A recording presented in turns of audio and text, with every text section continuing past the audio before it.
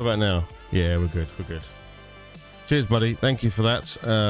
I thought it was working, but clearly it was, for some reason, OBS, the mic had got muted. I don't know why. I didn't actually mute it, so that was weird. Anyway, hopefully you can hear me now, and I will start again. So what we're doing today is prepping some new miniatures I picked up from UK Games Expo. So the first one we picked up was this guy here called Dim and Dimmer. This kind of two-headed troll.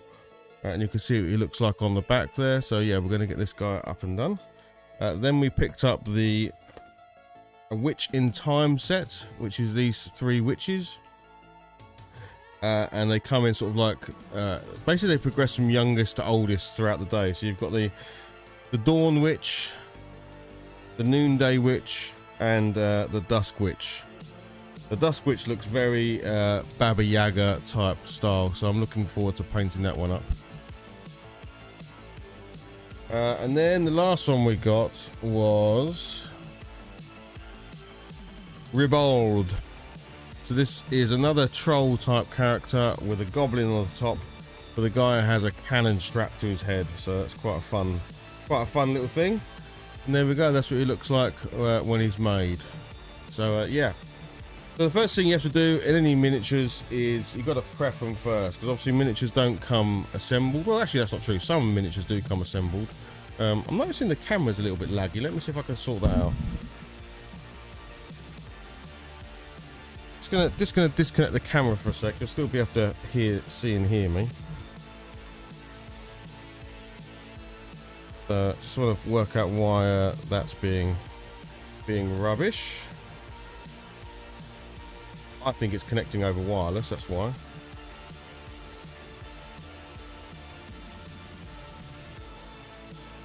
Right, that should be nice and decent. Yeah, decent frame rate again. For some reason, if you have, I use old mobile phones for cameras because they have super great cameras in them and they're useless as mobile phones. But for some reason this one, it should connect over the USB-C cable for obviously much better throughput, but if the wireless is turned on, it will default to the wireless, so it's really weird. So anyway, that's why it was a bit jerky when I was showing off the box arts and that. I could tell on the camera it was a little bit jerky. This should be a lot better.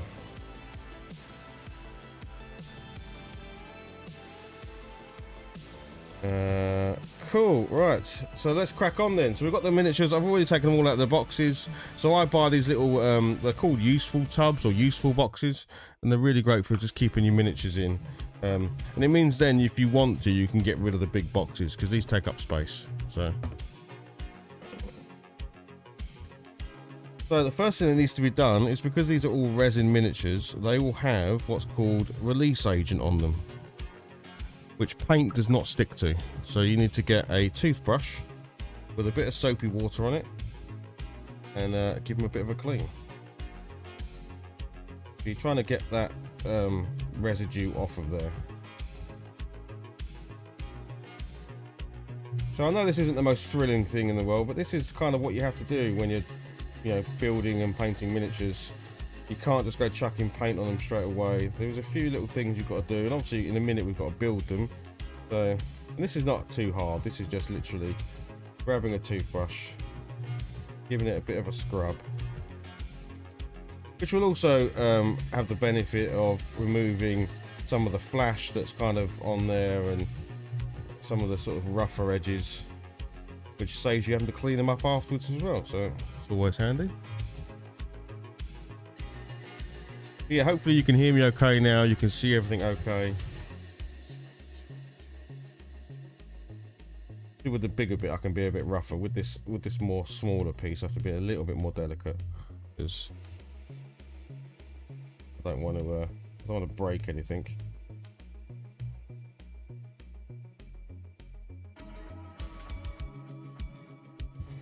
Because what happens is when I prime them a bit later on, if I haven't done this step, the primer will almost slide off. It's almost like you're trying to paint on an oily surface, so the paint will break up. Yeah, it's cool, man. Yeah, the iPhone 13 is an awesome phone. I've not used one. I'm on the Pixel Pro 6 or whatever it is. But the one that you're looking at here, this camera here, this is a Samsung S8, I think it is. So it's quite an old phone these days. But for a miniature camera, it works great because I can touch the screen to focus, I can zoom in and out. So it's really quite nice to use as a camera.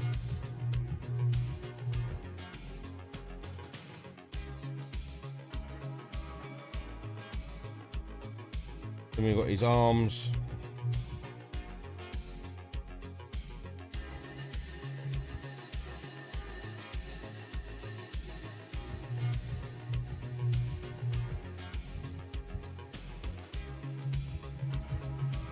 Everything looks and sounds great. Brilliant. Awesome. Thanks, pal.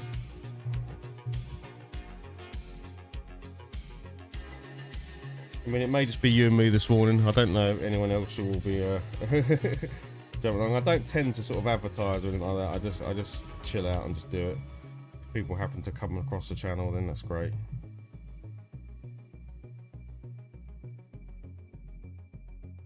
Right, I might as well do the cleaning bit on all of it first. So I'm going to grab the next one.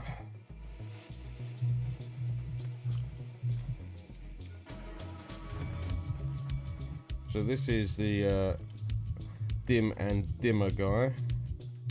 Again, just tell they're quite a nice. Put this camera here a bit. I don't actually think I need the light on today. I think I can probably turn the light off. No, I need a little bit of light.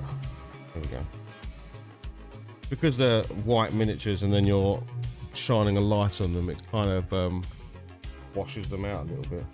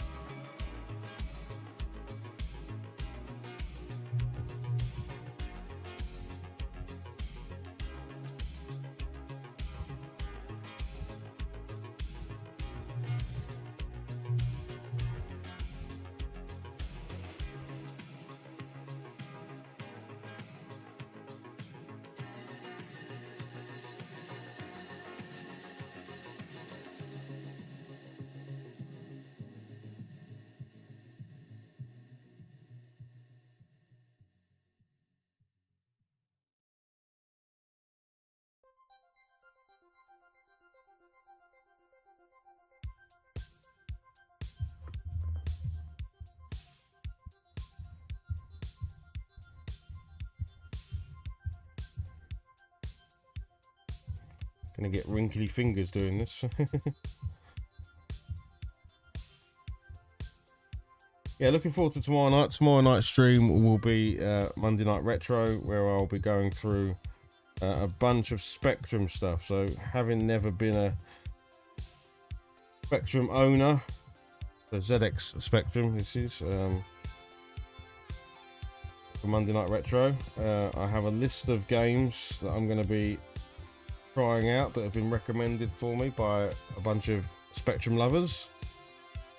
So we're going to be trying out both old and new games, so original Spectrum stuff and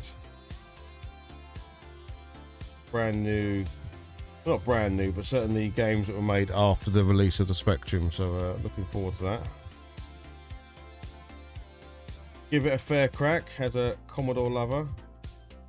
See if it's anywhere near as good as the Commodore. It won't be, let's face it, it won't be. It won't be, will it?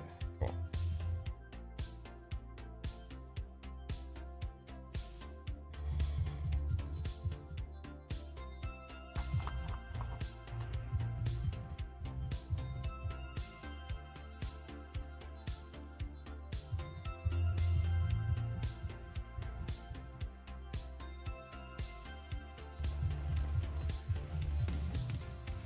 I'll also be doing I'll be picking another board game this week to sort of show off a little bit and maybe play through.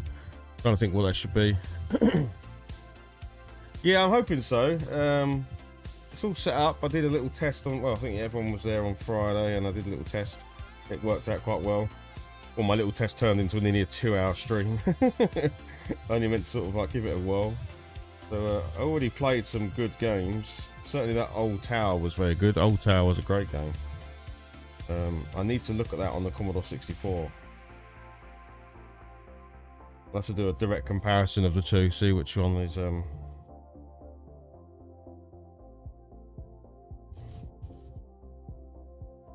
This is the Noonday Witch here.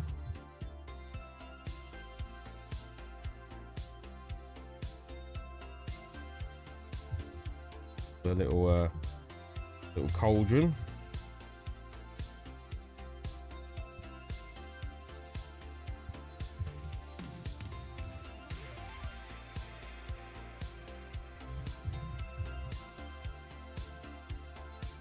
She carries it on her back. Okay. Thought it was going to be like a piece of scenery on her base, but she actually has a little connection point on her back for the cauldron to sit on her back. I spent a few pennies over the weekend for no reason at all. I bought an Atari 2600 eBay. A bundle on eBay. Nice work, my friend. Yeah, I do want to pick up an Atari 2600. I have one, hopefully, that's, I think Scott Sega Zombie is trying to repair for me. I think he had some issues with it. But yeah, it's for nothing other than to play the Woody. Oh, nice. No, this is it the junior version? Like the all black plastic one, but the yeah, the Woody version, that's awesome. That's the one you want, really.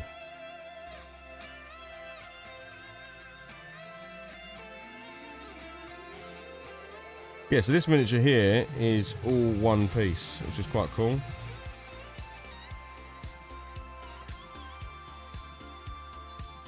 But she has got some little spindly fingers, so I just want to be careful I don't want to brush them, but I don't want to break them.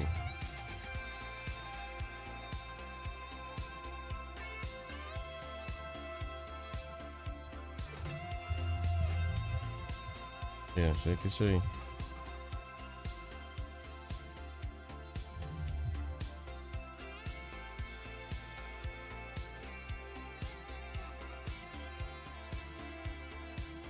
Just around the hand there, I'm going to be a bit more careful.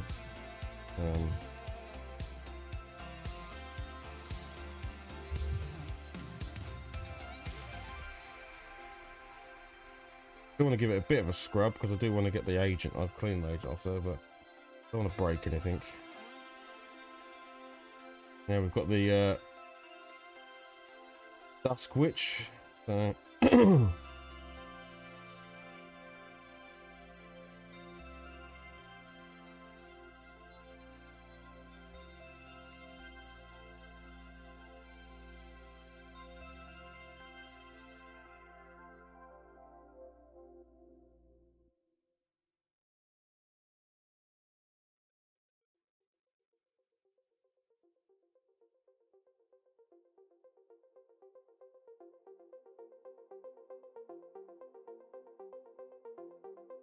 yeah, and this one's got quite thin arms, so I don't want to push hard or anything, because if I do that, I will snap an arm.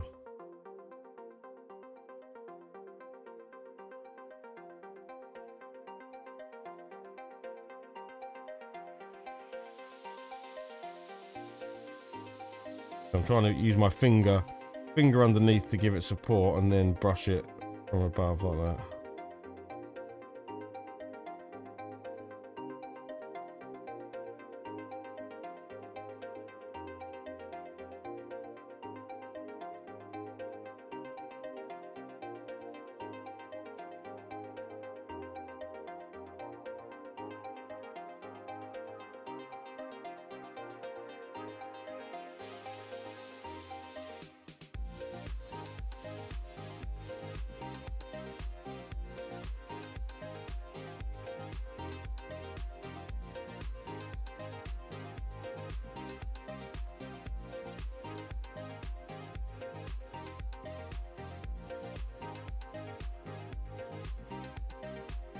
I need to get a little cloth.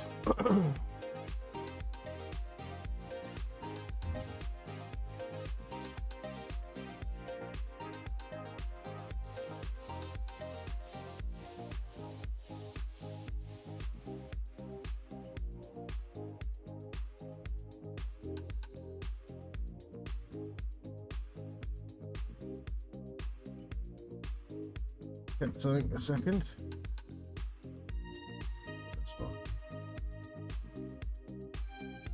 Wondering why my control panel on Twitch is not responding, but I think it's just more this machine than it is anything else.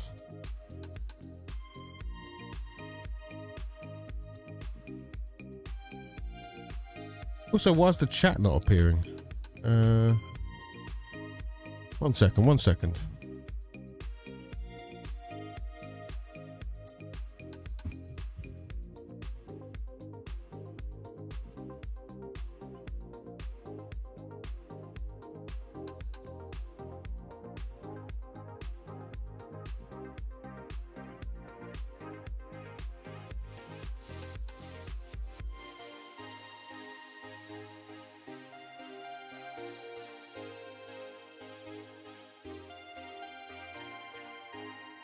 No worries, man. No worries. The chat is maybe. Oh, that's weird. I've just clicked into the chat and now the chat box just registered what you said. Okay, maybe the chat is working.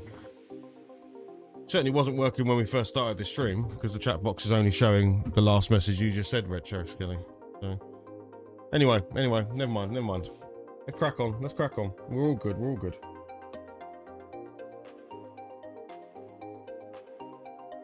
How you feeling today, buddy?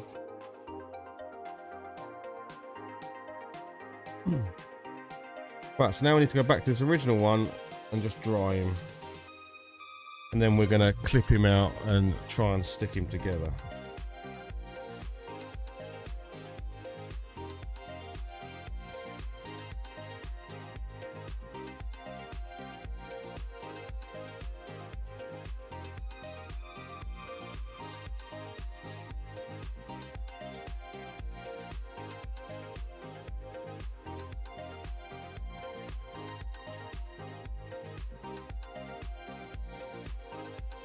No, it was, yeah, it was working, but for some reason the history of the chat wasn't showing. But maybe, I don't know, maybe it doesn't stay on for very long. Maybe I'll have to see if that message you just left disappears. Oh, maybe it does. Yeah, you're right. I think the chat. I wonder if that's something I could fix.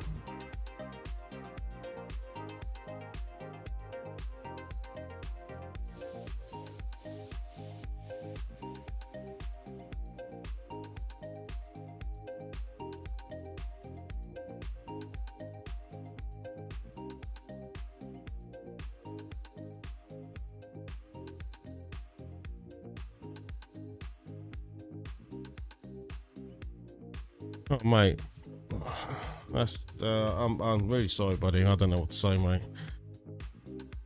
Oh, everything's crossed, mate. That they can sort something out for you, mate. I don't know.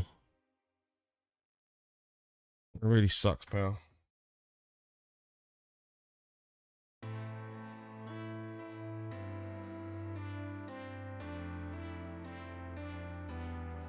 Well, look, you know, like I said before, it's pretty useless what I can do, but I'm always available if you just need to chat and get your mind on the things. I don't know, it's impossible, isn't it? So I need to get my little scraping tool. So you have these little things. You can use anything. You can use the back of a knife, like a crafting knife. And what you're looking for, if I can try and show it on the camera, is molds in the actual model. So there's one run across the bottom of his foot here, and you just want to clean it up, because if you don't, when you put paint on it, it just exacerbates it. It just looks even worse. So you're just using this is actually a scraping tool that Games Workshop do, but you don't have to use this. You could use anything really, and you're just sort of scraping off a little bit of the plastic, or the resin in this case, in the model, just to get rid of any lines. Now, I'm not very good at this because I sometimes don't see the lines, and they become quite apparent when you've painted, so I don't worry about it too much. I try and get the ones that to me look obvious, but if I can't catch it, then I can't catch it. I'm not gonna lose sleep over it. We'll definitely do that, mate. That's absolutely something I can do. I will definitely get the streams going. 100%, my friend.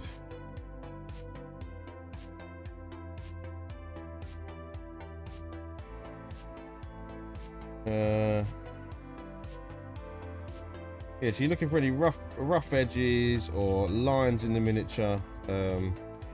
These don't actually seem to be too bad. I don't know what process they use, but they seem to come out really well, in my opinion.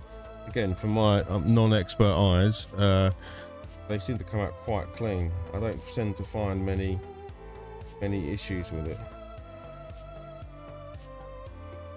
Like, I want to say that sort of one there, but it's such a hard thing to get to. I'm not sure I'm actually helping it. Now, other people would use like green stuff maybe to then fill in a gap, or not a gap. If there was a gap, I'd fill it in, but it's not a gap. It's more of like an imperfection in the creation of the miniature, and then sand it down and all that sort of stuff. But for me, it's just crazy amount of effort. I just want to, anything that's major I'll pick up, but that seems to be pretty good. I'm not seeing anything that's standing out for me. Yeah. Oh, so then we'll look at the little goblin. We'll clip him off his base. I'm just using a pair of clippers here to snap him off. Again, on smaller miniatures, it's even harder. See, there's a big load of look in here. I don't know if you won't be able to. You see all this, right? This is flash, right? This is not meant to be there. That arm piece, like a big flap of plastic there. So I can almost push it out. What I need is a little knife.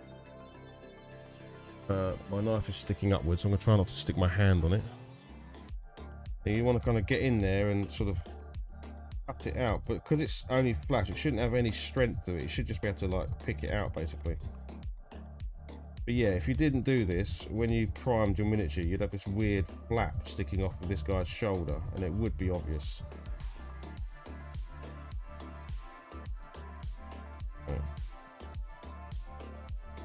Kind of want to scrape it out, cut it out. It's just where the miniature's been in a mold, right? So totally normal.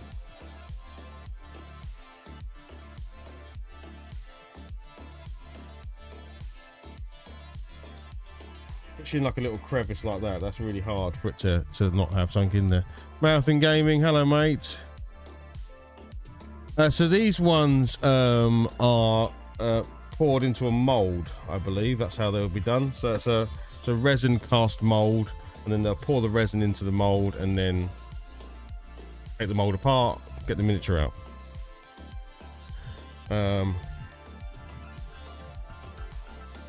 Yeah, exactly. Yeah, exactly. So yeah, you can notice it quite a lot, can't you? It's a big old flap. So but like I say, it's so loose that you could. I mean, some of the flash was coming off just with the toothbrush.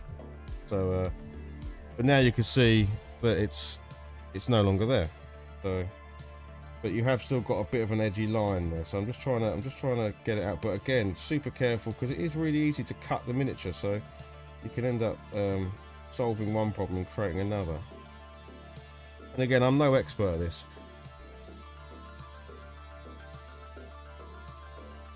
That's why you use the back of a knife rather than the sharp piece, because it should just come off quite easily.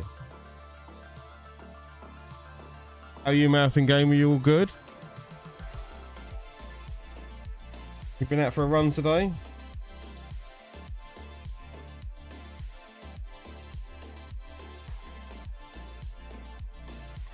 So I might go back in there now with the old toothbrush and see if I can.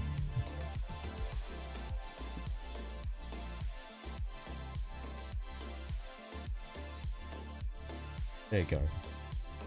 See, that's pretty clean. I mean, it's not perfect again, but it's way better than what it was.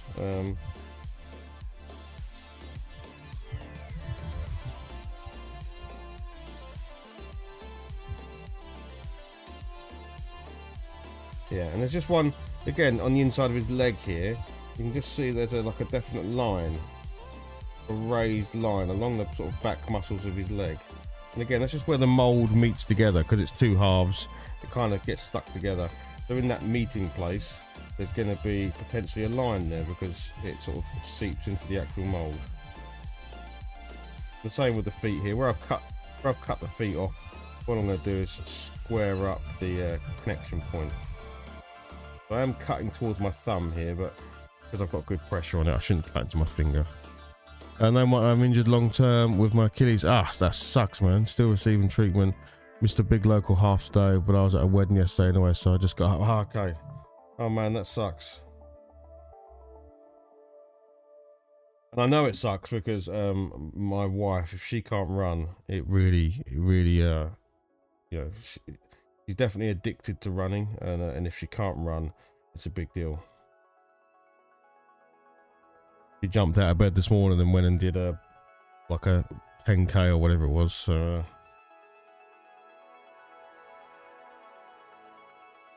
I'm hoping she's been very fortunate. I will touch wood. She's had no major injuries. I'm sure they'll come, because I don't think anyone goes through life without something in any sport, really.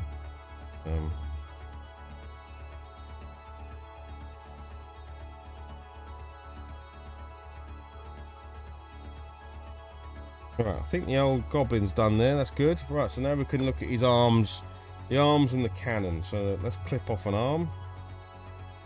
So the connection point's right there, so you kind of go flush with the connection point and then give it a snip.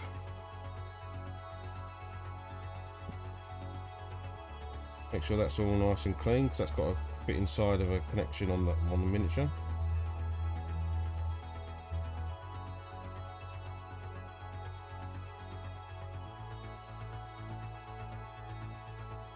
Yeah, so this one's got a bit of a line there, but again, don't know how easy it's going to be to catch.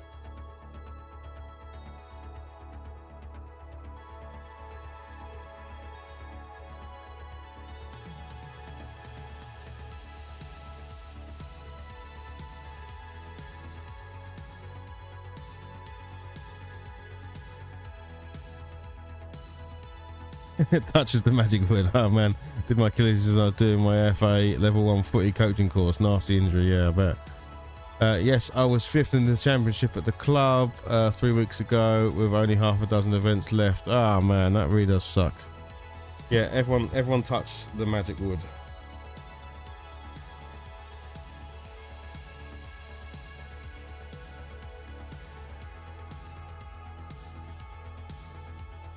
I mean, to be specific, it needs to be Alex Nintendo Arcade's magic wood. That is the most magical of them all.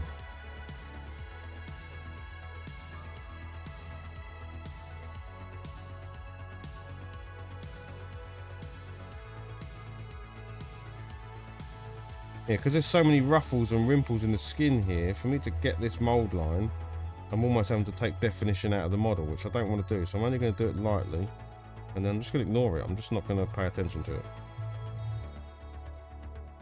because I'll actually be doing more harm than good, in my opinion. Because I'll have all of this definition in the rimples of his skin, and then this flat spot where I've tried to remove a mold line. So this doesn't seem worth it.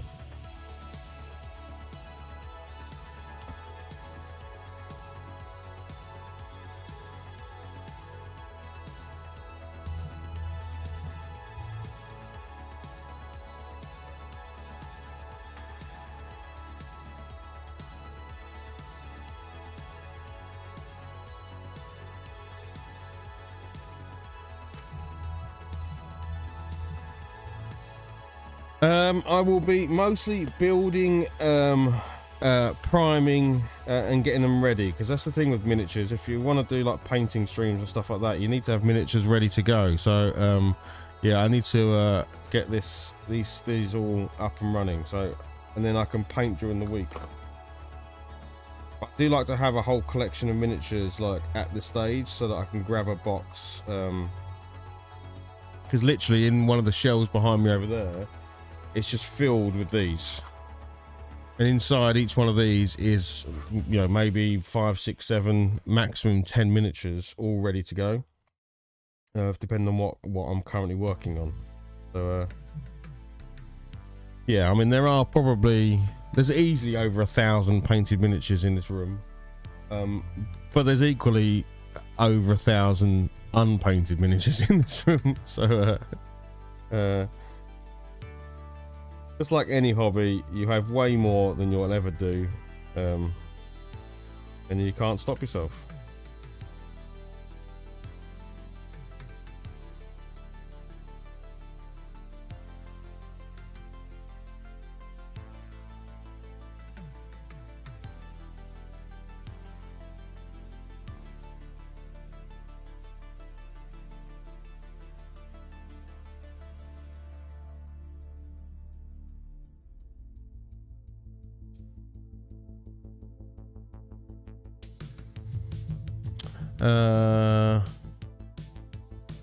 Longer than, but it's worth it. Have you watched any latest game room tours?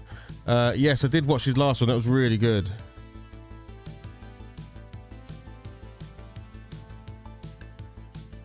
Yes, so this is all from. I'll show you the boxes, but the game is called Moonstone. There you go. So Moonstone is a little sort of tabletop war game with really whimsical characters in it. So the whole game is you and your opponent. You're trying to find this stuff called Moonstone. It's buried in the ground, and you know you're trying to not only collect the Moonstone, which has a bit of a challenge to it, but also fend off anyone who's trying to get you. Yeah, it's a really cool little game, and the characters are all like, it's basically Jim Henson's workshop, right? So the guy who's made this game is clearly a lover of Labyrinth, Dark Crystal, even blimmin' Fraggle Rock. You know, anything that has Jim Henson's sort of slant on it, you can tell that this is where these kind of miniatures have been inspired from.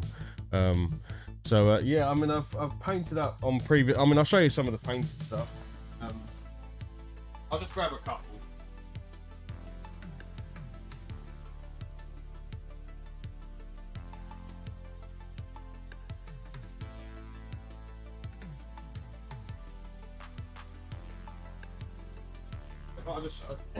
Yeah, so this is stuff when it's, you know, so you got like this little goblin guy.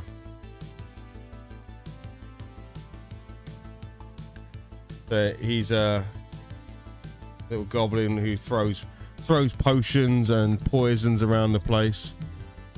And then you've got things like this bloated airship.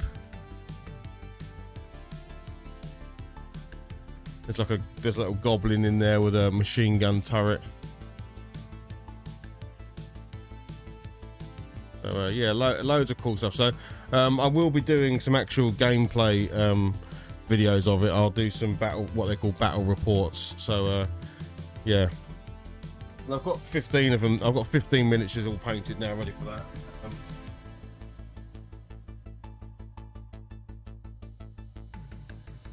Yeah, like, you know, dudes riding in on pugs, for instance. There you go, for any of the pug lovers out there.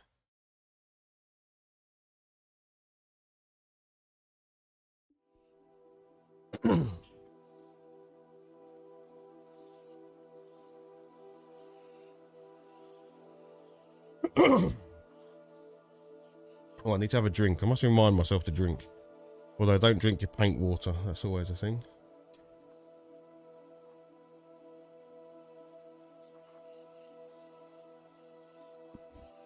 Yes, there's loads of like whimsical fantasy-based characters, and like I say, it feels like you know, never-ending story, Labyrinth, Dark Crystal. The list goes on, but all of that kind of like quite physical effects type stuff. That's what the characters look like. They're straight out of those types of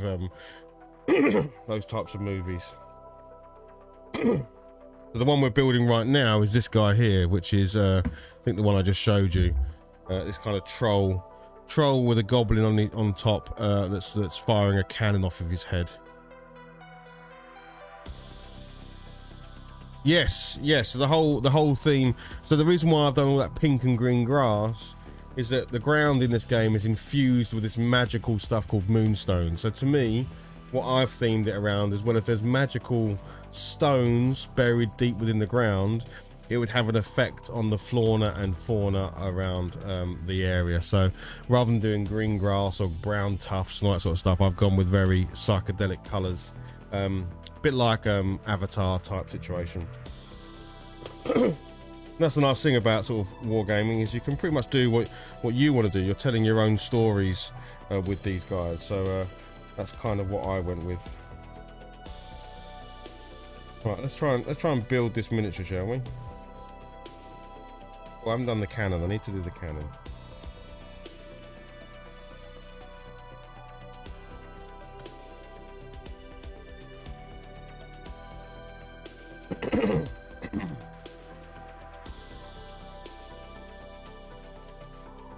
But I've seen, you know, if you were to go on Instagram, people have done very dark themes with them. You know, one of my favorite painters, a guy called Steve, who on Twitch is Genuine Vision.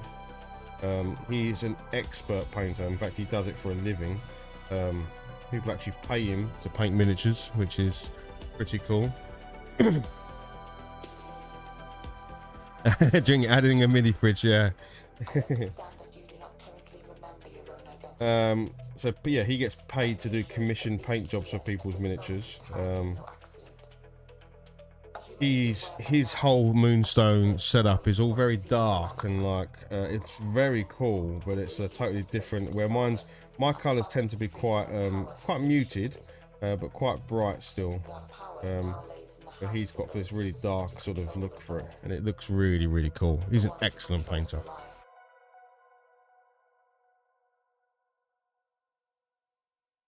I am what you call a sort of tabletop painter, so I can paint so that it looks cool from where you're standing and where the miniature is on the table. If you pick up the miniature and look really close, then you'd see imperfections and you might have complaints. But I'm a good, what I would call myself a tabletop painter. You know, most of the time you're 3 foot from these things because you're standing up and the table's below you, and you're probably about 2 to 3 foot away from the miniature, and therefore some of the things you can't see because they're so tiny, but it looked nice from that sort of range.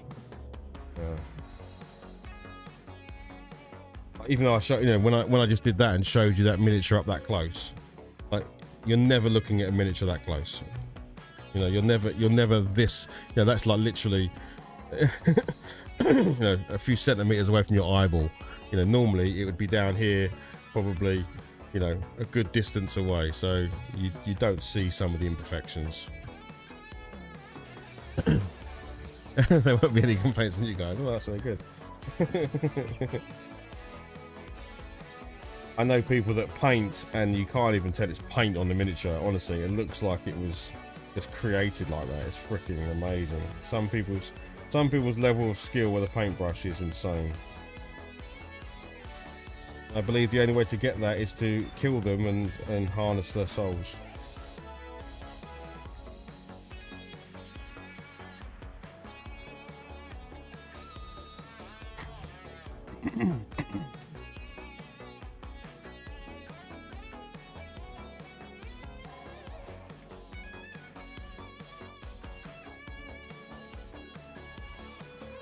But really, I only have to impress a couple of people, and that's my sons, and they all think they're awesome. So there you go. That's all I need to do.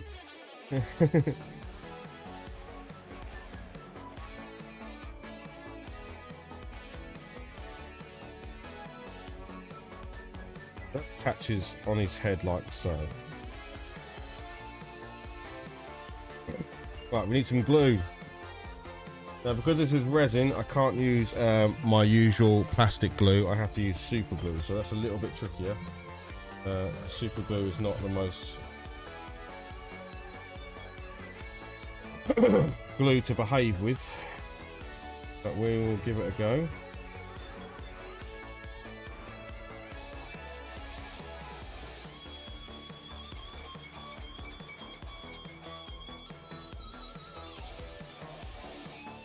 It's quite common for me to stick my fingers to it and everything else.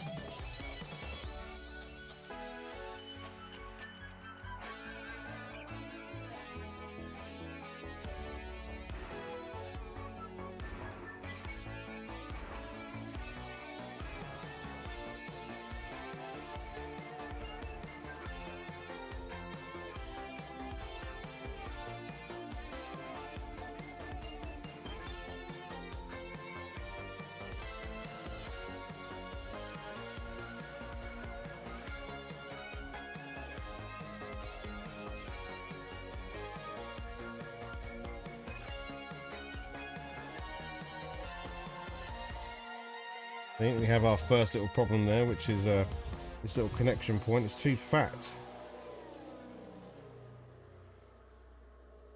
I'm going to have to try and shave a little bit off of it.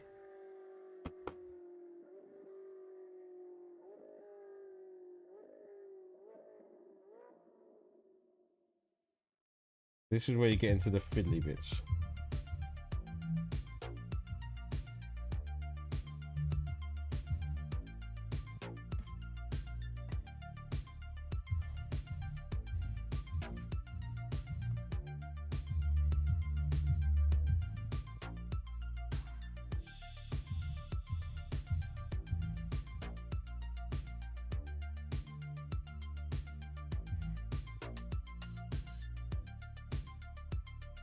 Here we go. Okay. Okay, so it can be done. That's good. Right, I've got to drop out. No worries, man. Catch you later, Marathon Gaming. Cheers, buddy. Thanks for popping and saying hello. Much appreciated. Have a good Sunday.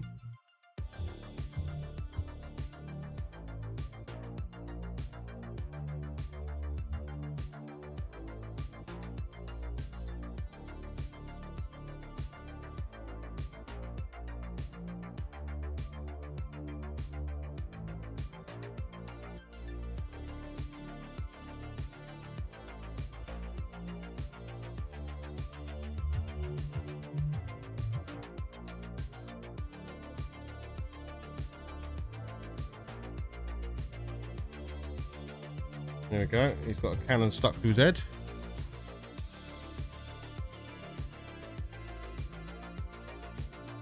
Quite perfect, but I'm afraid that's as good as it's going to get.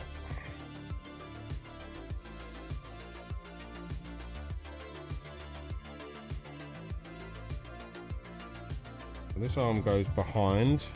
Okay, that's quite an easy connection by the looks of it.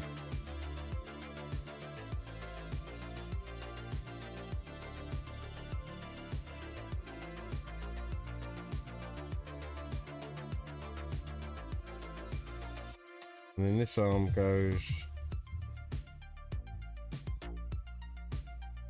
it goes behind as well. Okay, cool. Kind of walking around these arms, sort of lagging behind him. He looks a bit mindless, to be honest.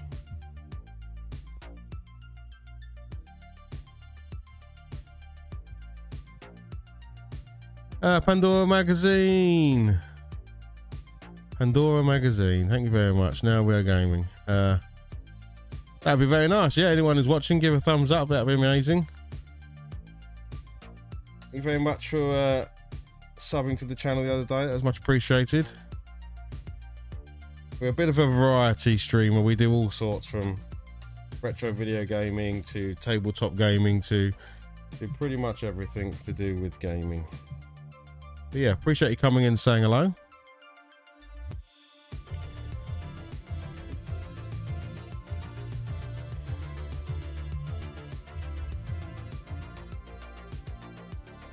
Here we go.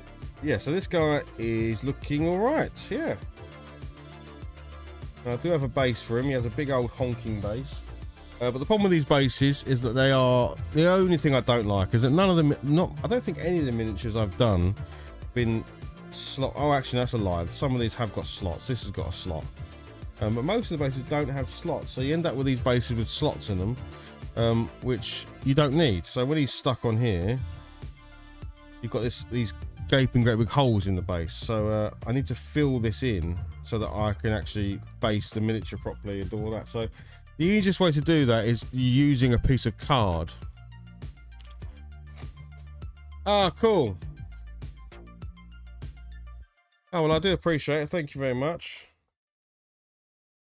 Yeah, so the easiest bit of card to use is actually the card the box came in. So, because I don't keep the boxes for miniatures. I don't see the point. Miniatures take up enough space as it is. So what I'm doing is going to take a piece of card.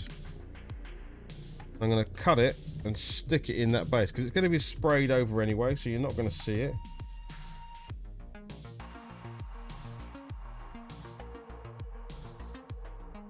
I need a new blade in this. It's not sharp enough anymore.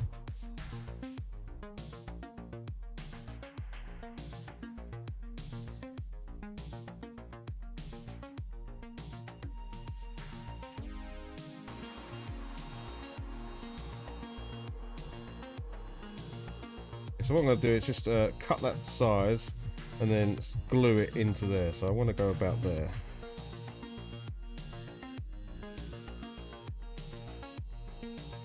And then by the time it's sprayed and got basing materials on it, you won't even see it. So there we go, that's that. So a little bit of glue.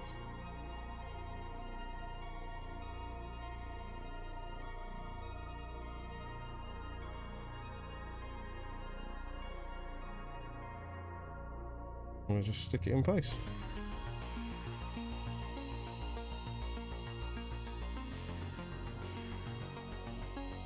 There we go. So we now got a blocked-in slot base for the miniature. Like I say, by the time it's got, I'll show you this one here. This has also got a slot. So by the time you actually base the miniature with that, you won't actually see the slot anyway. So you won't see the piece of card. So yeah, hot glue would probably do. Yeah, you could fill the gap with hot glue. Yeah, that would be a good one. They did indeed. So it was my wife, my eldest son, and my eldest daughter. They went yesterday, and they said it was really, really good. Obviously, what they did is you see the first show at 2 o'clock, and then the second show's at 7 o'clock if you can get them both in the same day. So they were able to go into Chinatown and have a meal in between the two sessions. So yeah, it was really good. Yeah, that's a really. I might have to try that, Pandori. I might have to try adding, literally flipping. You'd basically flip it over and just glue in from this side, right? A little bead of glue in there, and it will fill it up when it dries. So that's a good idea. I might have to try it in the future. I've always done this just because it's quite easy, but it's not a bad idea. I quite like that one. What I'm going to do to his foot here is I'm going to just sand it a little bit because I want a flat connection.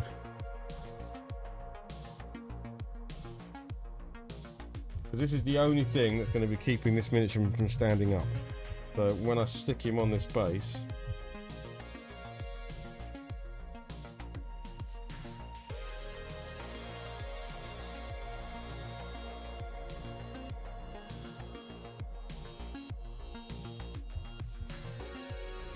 because that heel doesn't.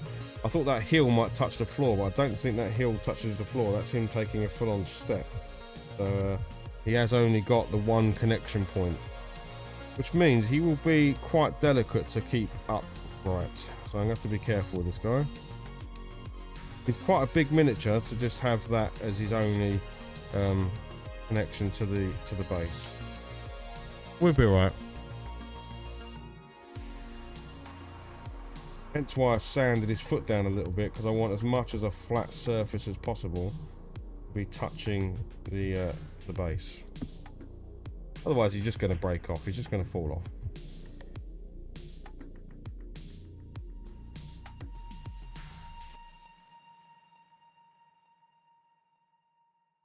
I don't mind him being slightly to one side because it gives me the opportunity to put some nicer basing materials down.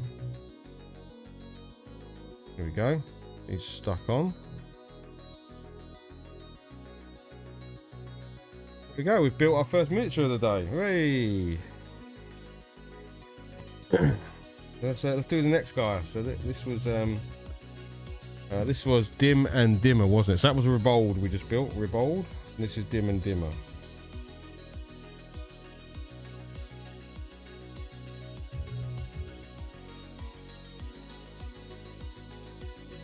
So what's Pandori? What's are you into miniatures as well? Is it just your friend that's into it? What are they into? Like the classic sort of Warhammer, or a bit of everything?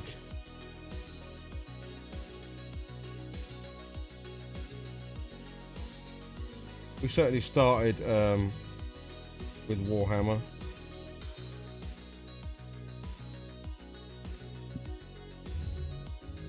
The first thing we ever got was a set called the Isle of Blood for Warhammer Fantasy. It was full of Skaven rats and fancy elves.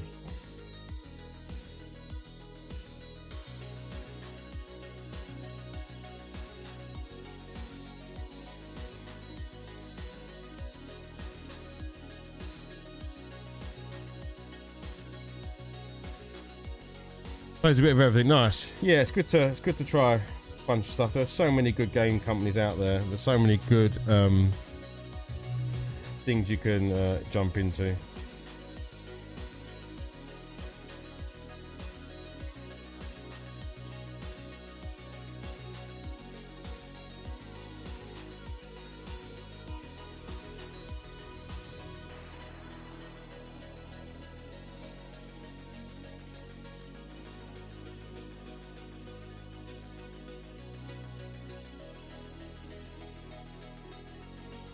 I just call him a nerd for playing it, so I never understood it. Yeah, it's fair enough, mate. That's fair enough. We think, you know, it is very nerdy. You know, I think anyone who tries to explain that it's not, of course it is. But that's okay. It doesn't mean it's not good. Many good things are nerdy, right? Got us all sitting around playing retro video games. Retro video games is nerdy. I'm a very proud nerd. Yes, yeah, I mean, I was just talking about some of the sort of real high-end painters that are out there are absolutely bonkers.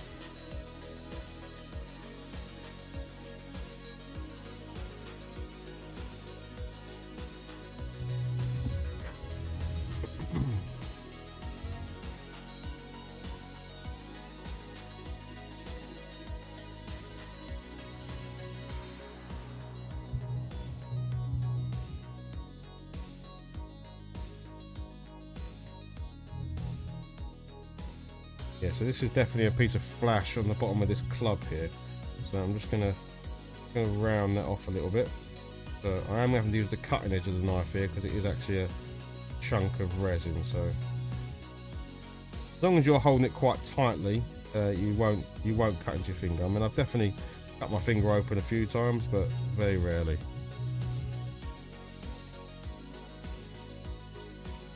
Yeah, exactly. Like I say to my boys are, you know, they're into all like, you know, video gaming, board gaming, tabletop, all of this sort of stuff.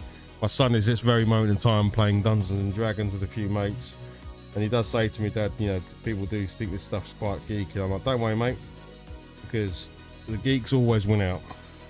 Geeks have always got the best jobs. We get best women because women realise that non-geeks are arseholes and we're the best. So yeah, being a non-nerd is only good in your young years.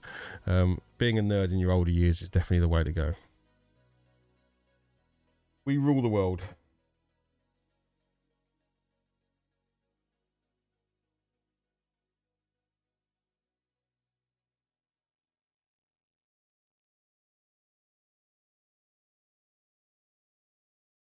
Right. Okay, I'm about ready to start looking at sticking this guy together. So how does that head fit? That head sort of tucks in like so. So yeah, what I always do is, this is called dry fitting. So all I'm doing is, before I stick glue on anything, I push it into place with my finger, and then I have a look around to see, have I created any gaps? Is there any mold lines that stick out, or does it fit quite flushly? And you can see there, it fits nice and flush. So I'm now ready to take it away. Add a little splodge of glue, not much, because super glue is actually unlike plastic glue where it melts both sides and then bonds them together. Super glue actually adds a layer, so it will create a layer of glue between the model and the next bit. So you can actually create a gap by using glue. There is a thickness to it that you have to take into account. Yeah, so my channel on both Twitch and YouTube, so this is the Hobby Lodge, right? The Hobby Lodge is this building, and there's loads of things that happen in here. So loads of retro gaming. So you can see behind me, I have a whole collection of retro video games, and mostly right now I'm focusing on 8-bit. So Commodore 16, Commodore 64, a bit of Spectrum. I've got a Spectrum stream on Monday, and then the Amiga. But for me, it's all about Commodore. I'm a big fan of the Commodore, so it's Commodore 64 and Amiga 1200. But all of that stuff, and then the other things I do are wargaming. So there's a big table behind me, which is a 6x4 foot table, and that's for big war games like Warhammer 40k or Moonstone or anything else. So pretty much everything. Yeah. So I do everything and anything that is gaming related or nerd related. So yeah, it's a good mix. Now, arguably, I should probably focus on one of those things, but that's not me. That's not my hobby. So I enjoy all of these things, so I cover them all, you know. And some people like it. You know, some people subscribe to the channel just for the retro stuff, some for the gaming stuff. People do come and go because, you know, they only really ever want to see retro gaming, and I cover both things, so they might drop off. But you know, it's all good with me. Yeah, it's a mix. Also do free magazine. Oh yes, okay, cool. Yeah, I've done rule book reviews, so I'll take a book or a magazine and I'll read through it and show people interesting stuff. I've done unboxing videos. Some people have sent me some stuff and I've done unboxing videos. Normally it's miniature stuff. I've got a company that does send me stuff every now and then, so I've done that, a whole bunch of stuff. Oh, sorry, you was also, yes, Pandora magazine. Sorry, you was also asking Pandora magazine. Yes, I have subscribed. Let me just blow my nose a sec. Sorry, you didn't need to know that, but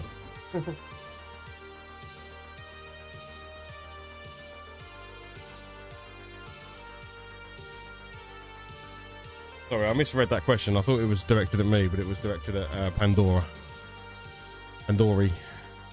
Pandora.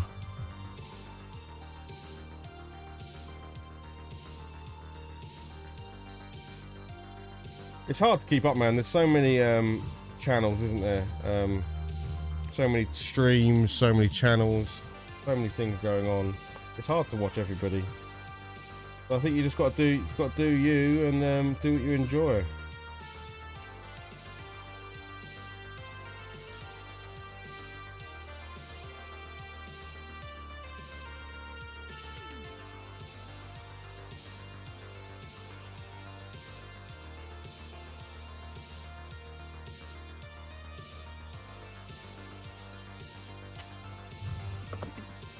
But yeah, the only show that I do that's always regular is what's called Monday Night Retro. So every Monday at about 8 o'clock, try and start 8 o'clock, but obviously, you know, I'm a dad of 4 kids, so they always come first. But about 8 o'clock every Monday, I will sit down with a retro device, you know, console or computer or whatever it is, and play games for a couple of hours.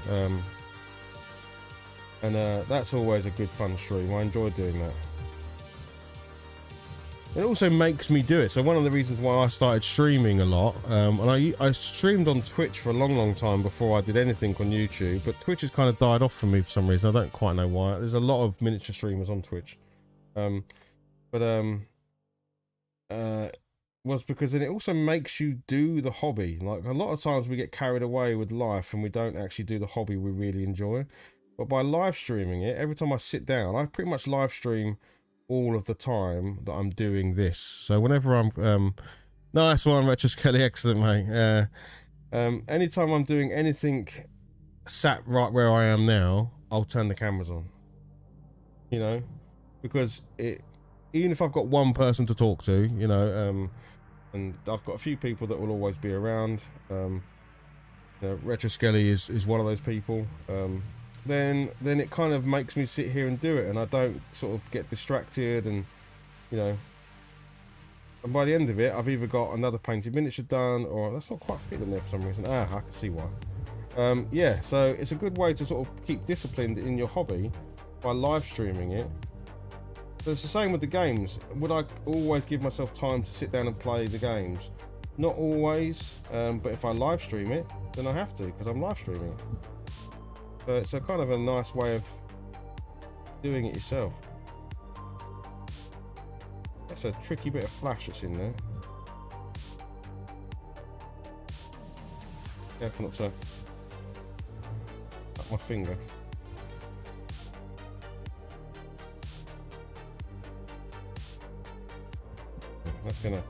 That's definitely gonna slide out and slice my finger, so I'm not gonna do that.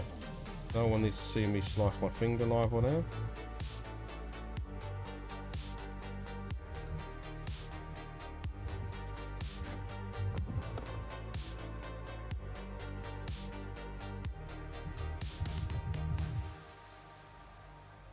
Yeah, nice one, mate. Nice one.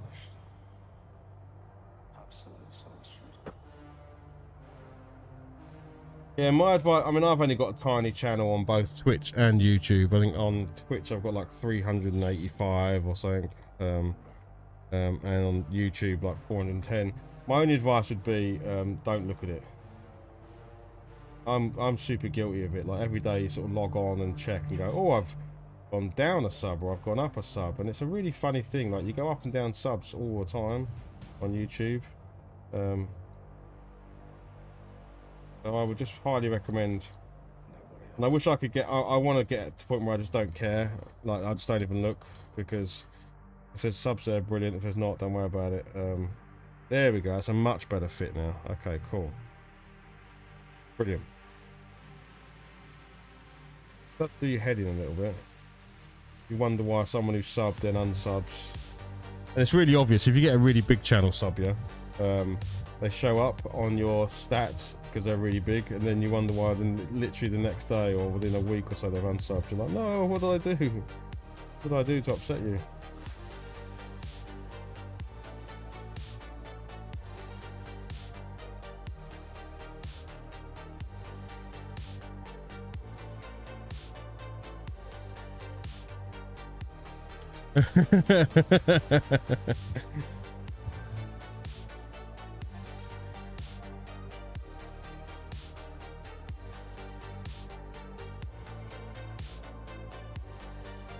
Yeah, so yeah, try not to I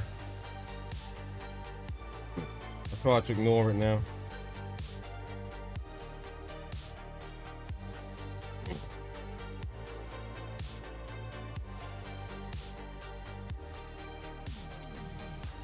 I will say this, these miniatures are going together like a dream. Very little issues.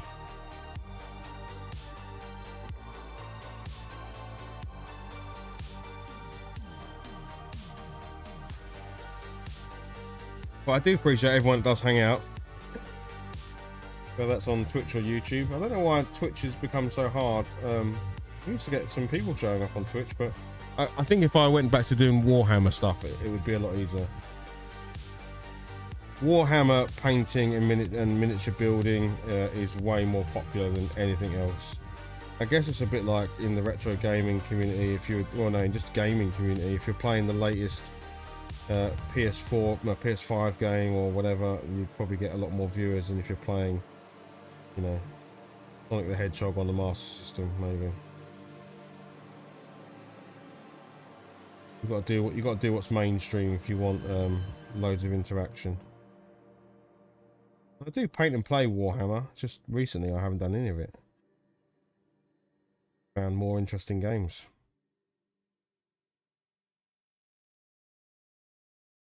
Well, yeah.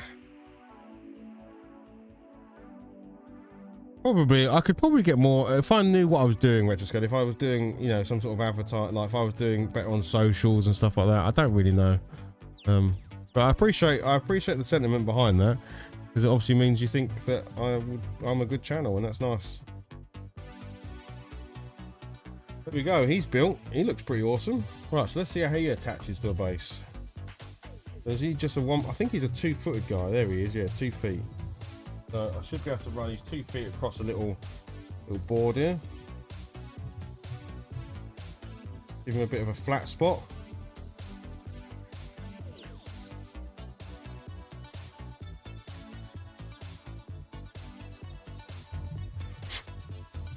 Right, I need to do the same as I did before. I need to create a little bridge for the old base.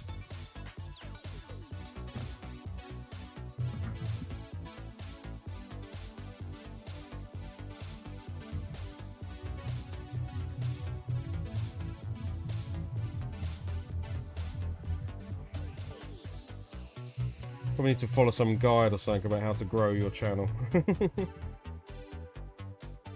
definitely going to replace the blade on this afterwards, because this is not cutting through this. I've got another blade.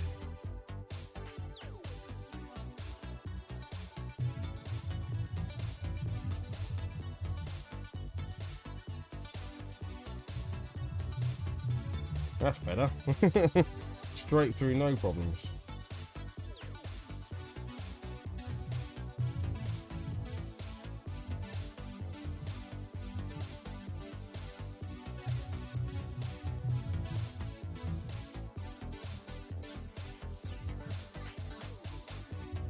Yeah, that works. That works. Good, good.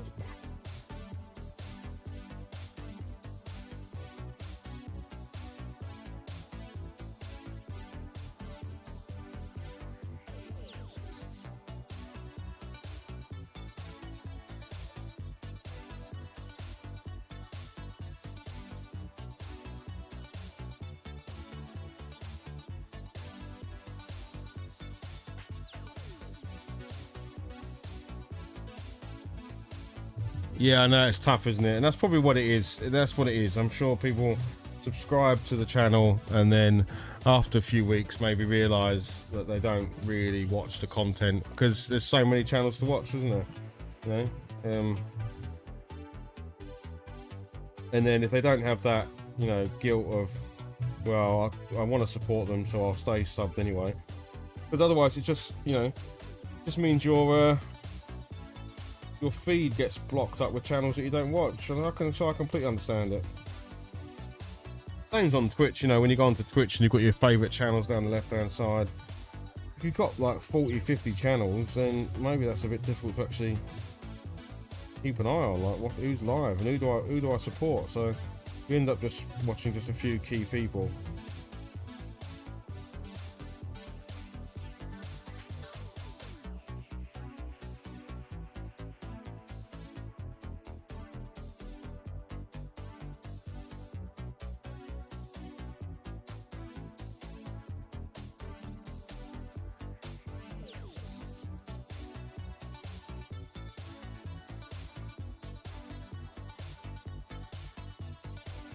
There we go. Another one that's quite delicate, but that foot will be, he'll be standing on some like base material, so it'll be a bit stronger. But there we go. We've got Dim and Dimmer is now built. There we go. That's what Dim and Dimmer looks like. So we'll be able to get some primer on these soon. I've definitely got enough time, so I'm gonna get these built and then I will prime them live.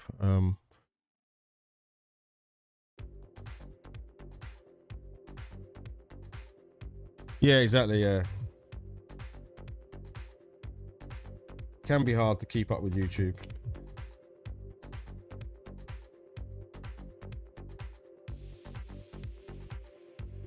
Also, you've got to offer something that no one else is offering, right? You know, if it's you're all doing the same content, it can be really hard to watch everybody. These should build super quick because these are just either a single piece or this one's just got a backpack on, basically. So.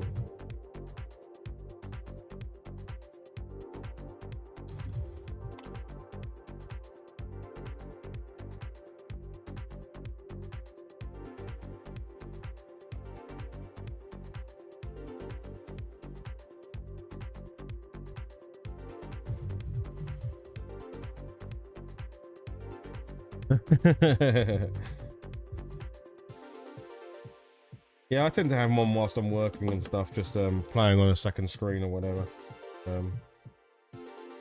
I do like to, you know, support everyone.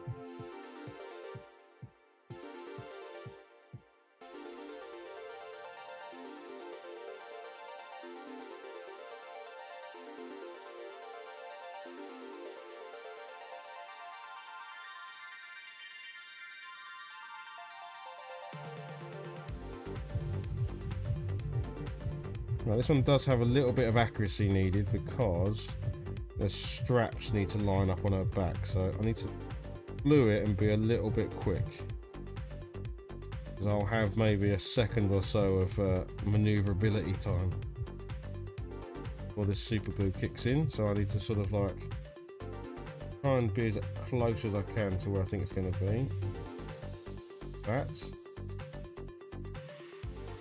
Yeah, I think we got it.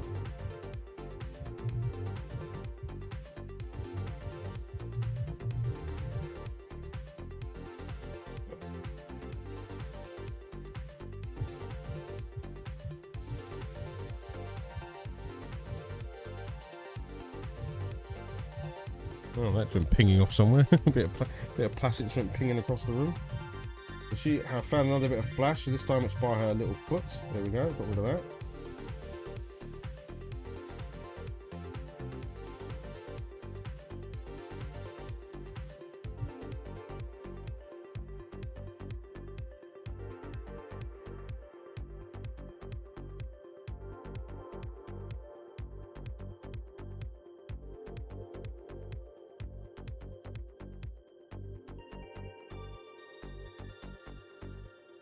So that one doesn't actually need any building. It's done as it is. I was just checking it over again for any additional flash anywhere.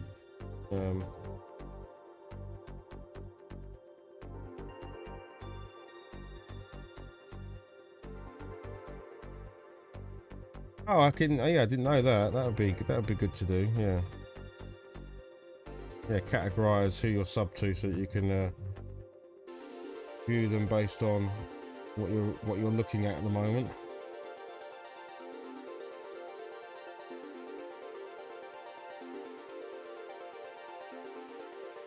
How does this connect to this?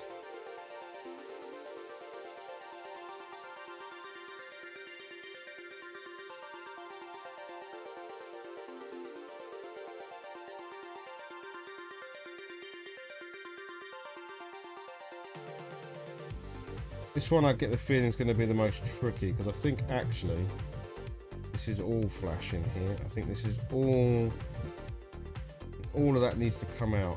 There is the connect. I can just about make out the connection point in there.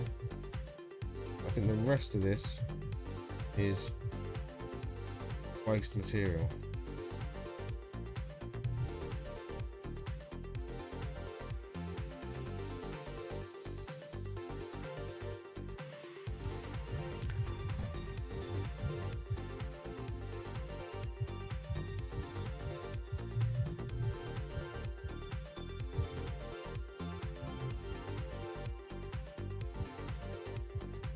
My guess is it goes on something like this.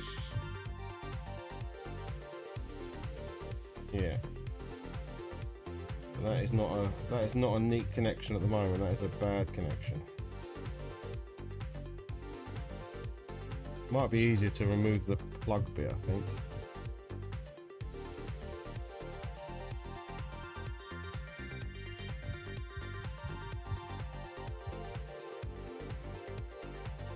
Yeah, this one's definitely going to be the trickiest.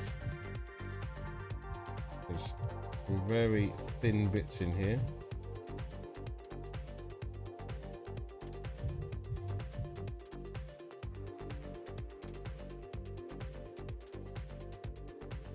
Yeah, we're getting closer. We're getting closer. But you can see there's a bit. If I was to stick that together now, there'd be a big old gap there in between where a stomach connects. So that is because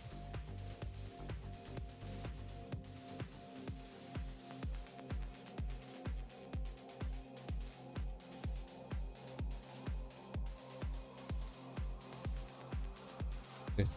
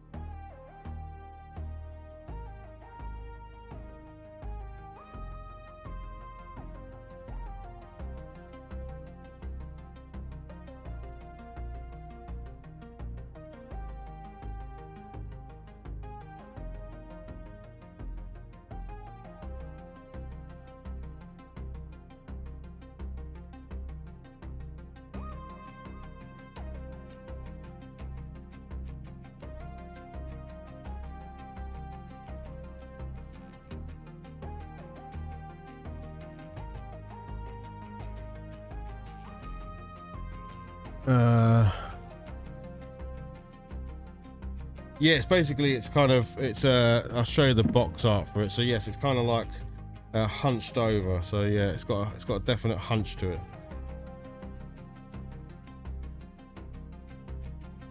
So when this connects on, luckily there are some quite defined. So if I've got that back piece fits in perfectly now. It's just that there's a gap there that I don't like. So now I could fit it and then fill in that gap, but I'd rather not do that.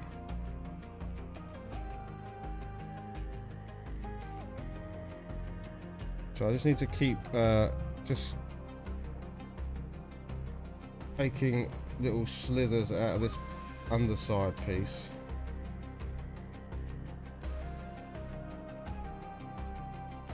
Just until it fits. It will fit.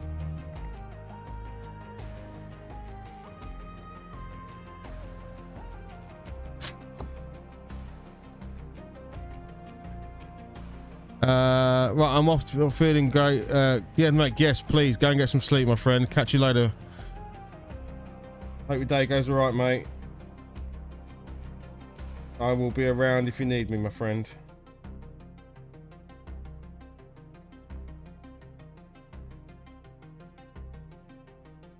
Right, so getting there. It's getting there. It's getting closer. There we go. I think that's about right. Still got a gap in the back there. This is a fiddly one to do. It's just when you think you've got it right on the front piece, the back piece isn't fitting correctly. I think that's...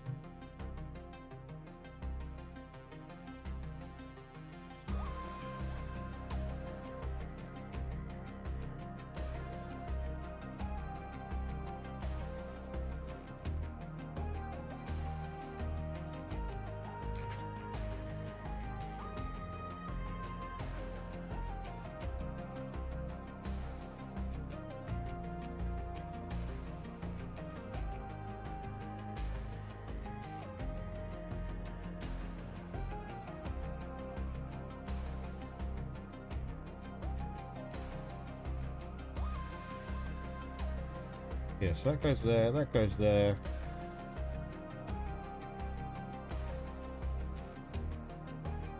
Yeah, I think we've got it. I think that's it. I think we've got it.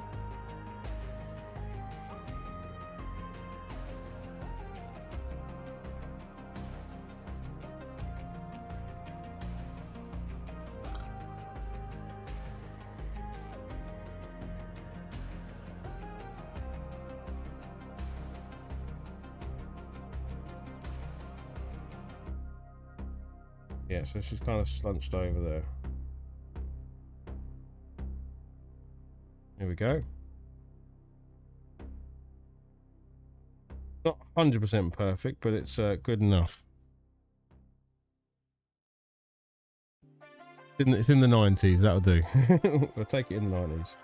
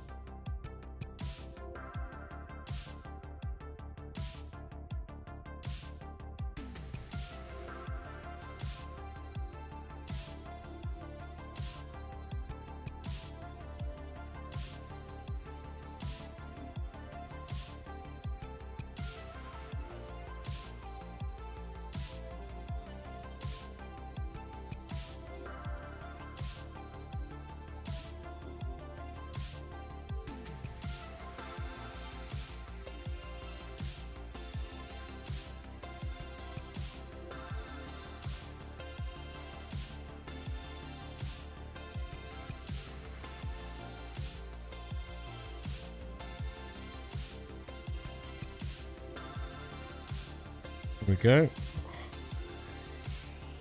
Old crony witch done. Woo!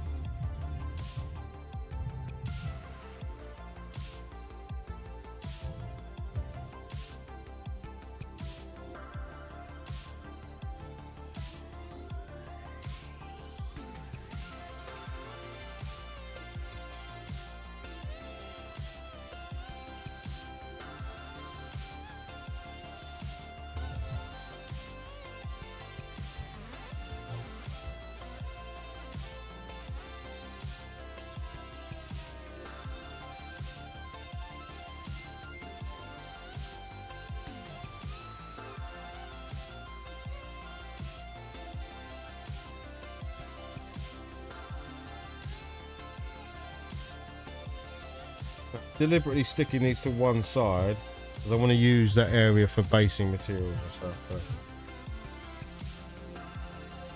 I've done one slightly to the left, one slightly to the right. So it gives me a bit more room to put some flowers or mushrooms or the tufts that I'm going to use and stuff like that. So.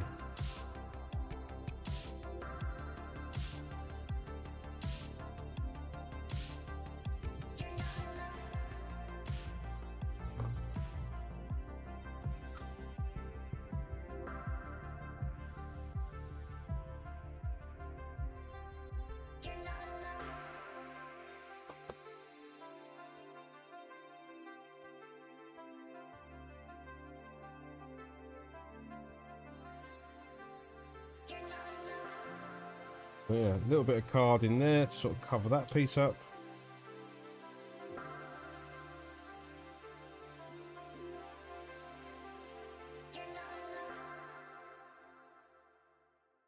Like so.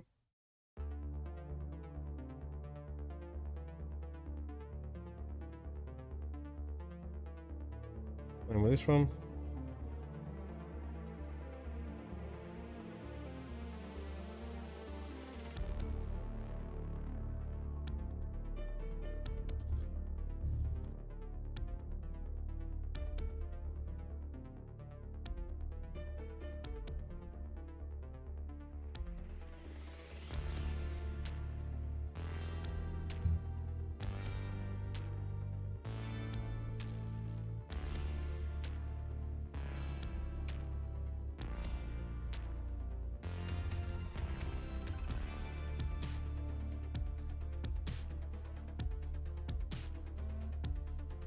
Awesome. Right, we can give them one quick check over and then we'll crack out the airbrush. Let's have a quick bit of a tidy. So yeah, so we've built Rebold. We have built no worries, Pandora. Keep you go do what you gotta go and do. Yeah, we built Dim and Dimmer. We have built the three witches, a witch in time, so dawn, noon, and dusk. You start gaming, hello mate, you alright? Thanks for popping in and saying hello. And I know there are people watching on Twitch, so if you're in Twitch, do say hello. I am watching the Twitch chat as well. And if you are joining on either Twitch or YouTube, thanks very much. Much appreciated. Okay, so let's give these a final check and then we'll crack the airbrush out. Got me lid on me glue. Me knives away before I slice myself open. Be a good streaming thing, wouldn't it?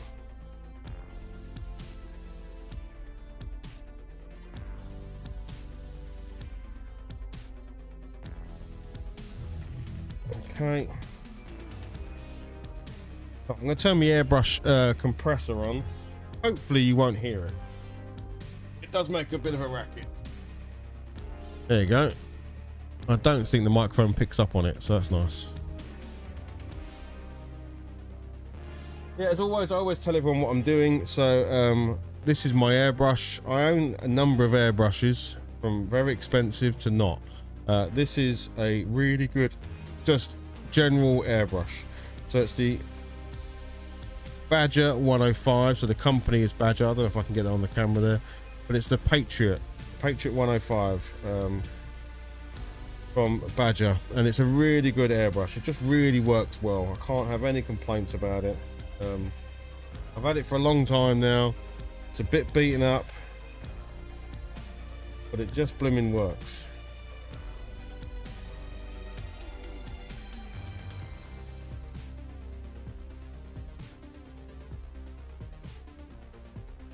Yeah, it's a great little airbrush.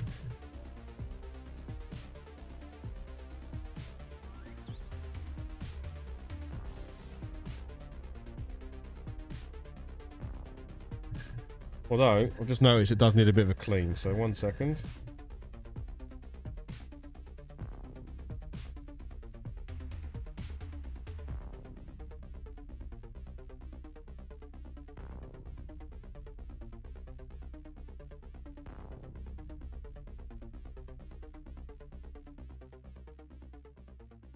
Grab my light a sec.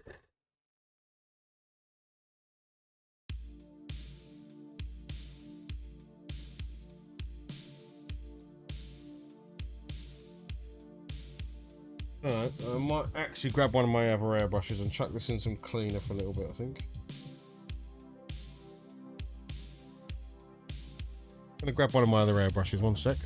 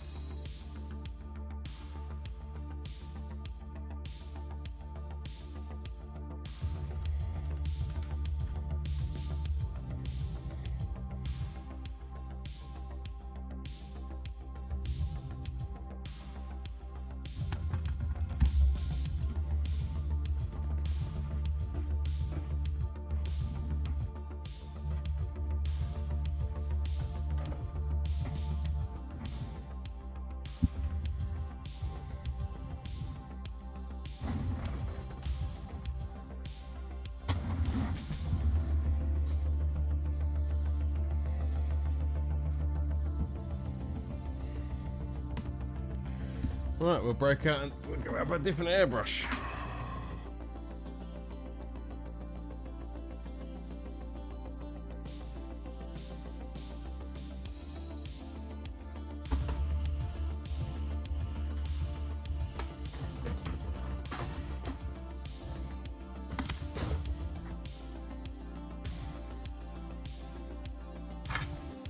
There we go.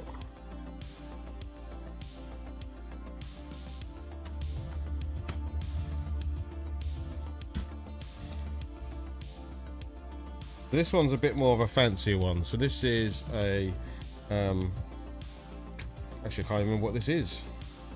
I know I've backed it on Kickstarter. Was it Hardensteinbeck? That was it. Evolution. This cult of paint brand that I don't know if it's still doing its thing, but it was quite a nice one. It was on a Kickstarter, so I picked up from there. It's got quite a nice action to it. I very rarely use it, but I do need to give that other one a proper clean, so I will use it for today. And then primer wise, we're going to do two things. We're going to go with a black.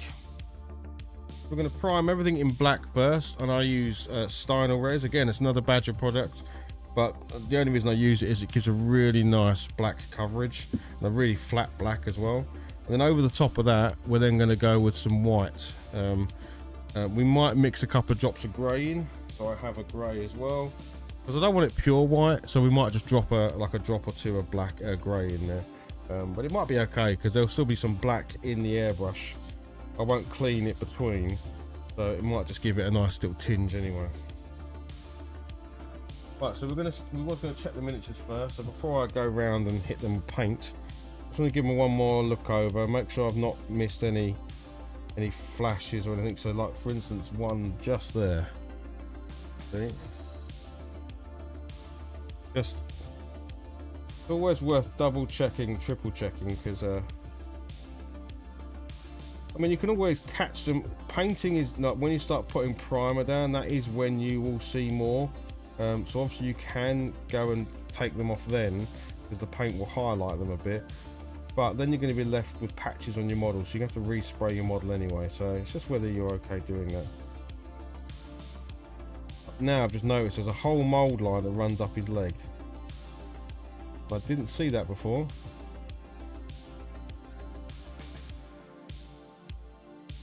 Again, it's worth going back round and checking your miniatures for that sort of stuff. Like I say, it would be really, you might not see it when you're making the miniature, but trust me, when you put paint down, any little lines or imperfections will stick out like a sore thumb. And I won't catch them all, 100% I won't, because I never do. But at least I can feel like I've given it a good effort to try and catch any lines or anything.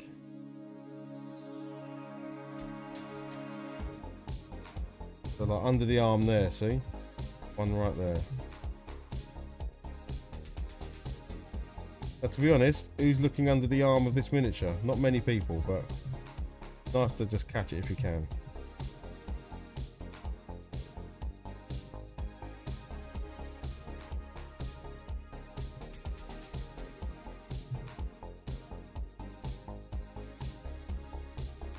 So yeah, all I'm doing is gently scraping with the back of the knife. I'm not cutting it, and it's just catching the line sticking up from the miniature. And there was definitely one on the back of her hand then.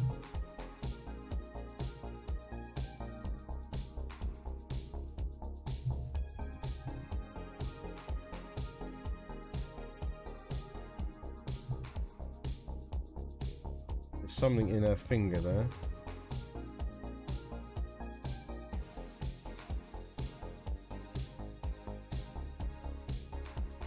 Of course, when it's as delicate as fingers, you actually don't want to twist your knife in there and actually break a finger off. I'd rather a mold line than broken fingers. I'm not going to worry too much about it.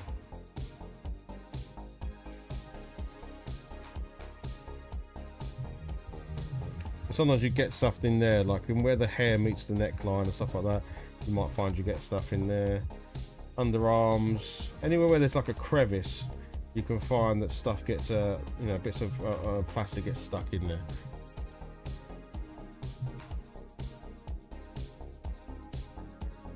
So this witch has definitely got some under her arm. Oh, classic.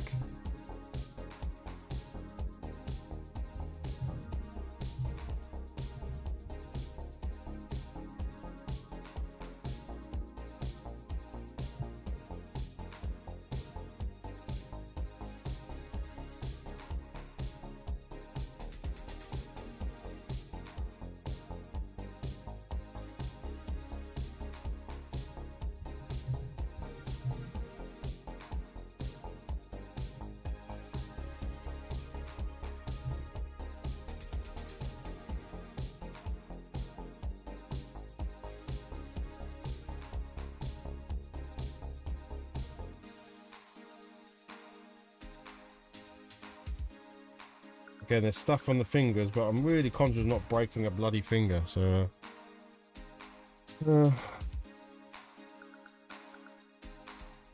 I'll definitely notice a broken finger more than I'll notice a little bit of flash or something. Right, I think we're good. So we'll put these to the side, and then we'll start with the one we made first, because that's going to be the driest. Grab our black. We'll stick a glove on. Never do, but then I always blooming cover my hand in black paint, so.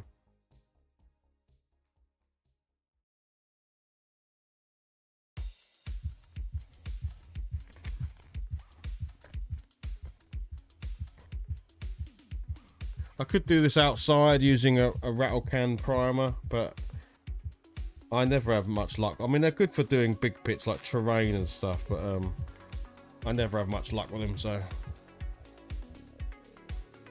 I much prefer to use an airbrush.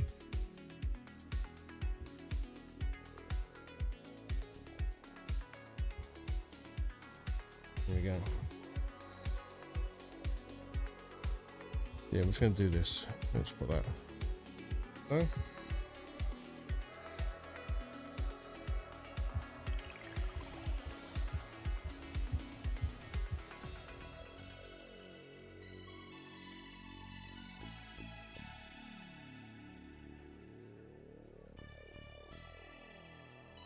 Oh, that lid was stuck down tight.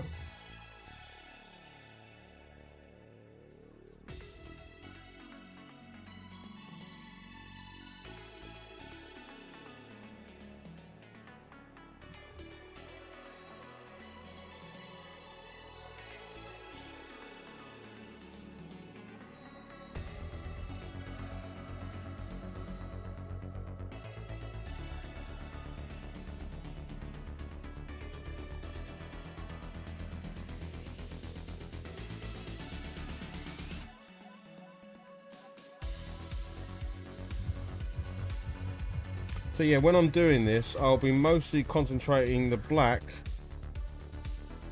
underneath the miniature, and then the white and the grey from the top of the miniature. So that I automatically get some fading done without having to do it. Because naturally everything underneath will be darker and everything above will be lighter.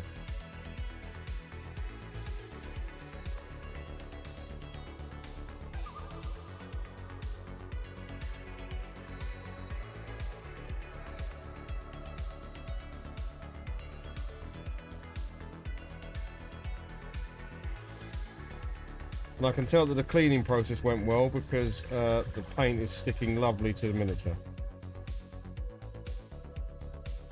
Getting a really nice.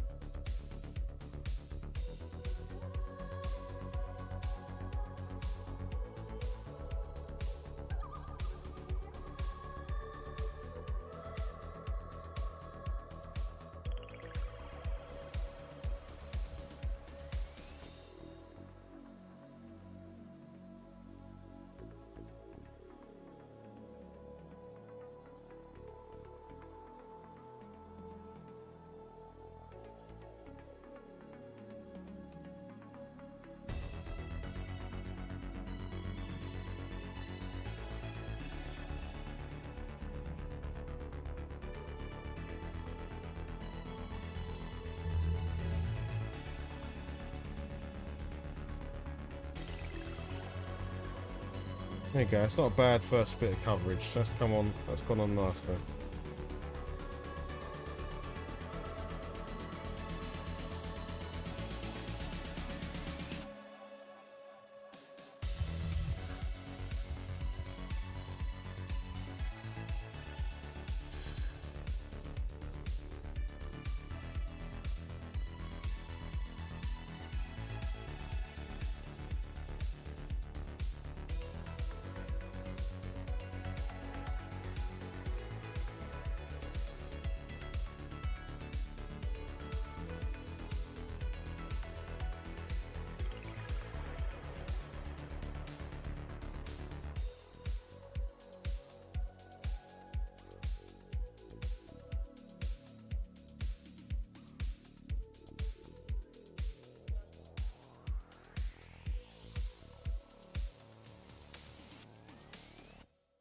No worries, Pandori. Thank you very much for coming in and saying hello.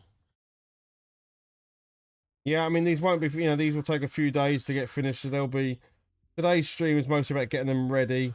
And then streams in the week will be me actually painting them.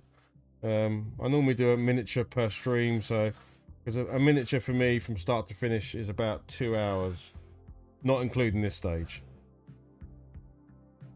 So I tend to get done a miniature per stream.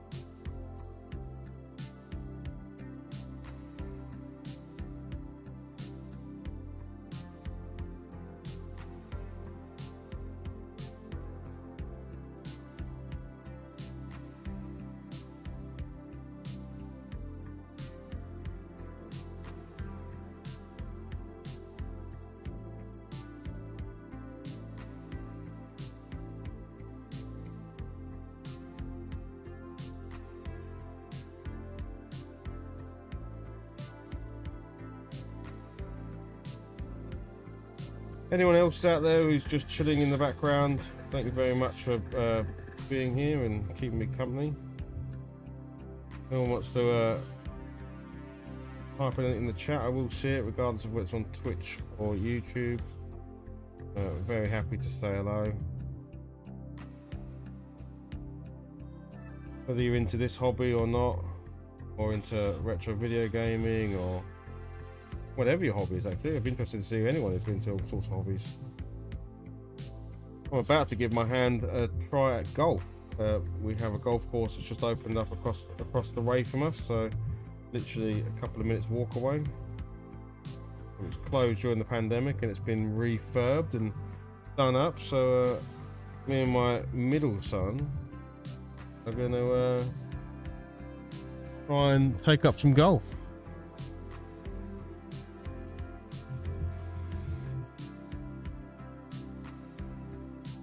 Yeah, that goes.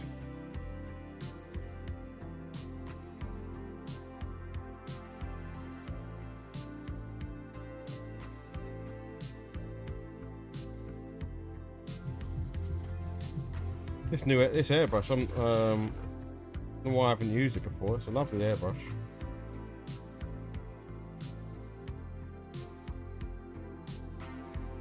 This is going down very nicely. Very nicely indeed. You make a lot more Let me grab the base. People look up to you. You know, there's a lot of people that, oh, here, you know, here's Greg. Here comes Greg again. Did it change your life, Greg? Oh yeah. It's now my life kind of centers around the games, arcades and stuff. That's right now. That's my thing. Okay.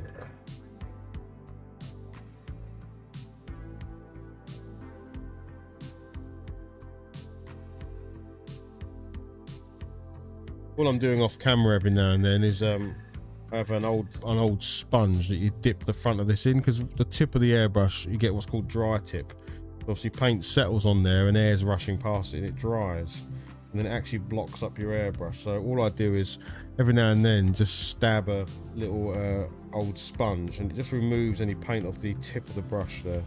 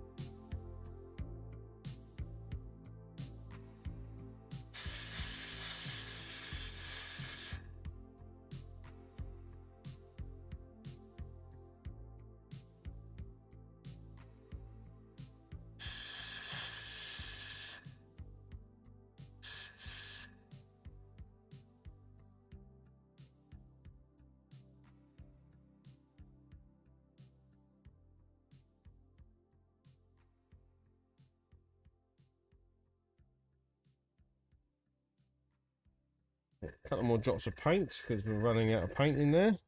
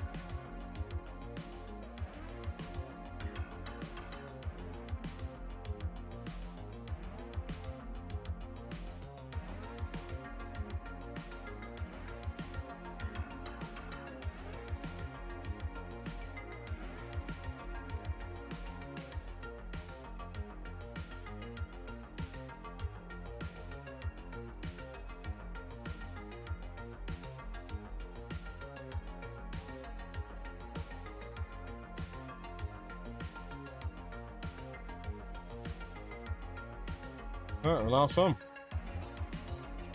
We have the Dusk Witch.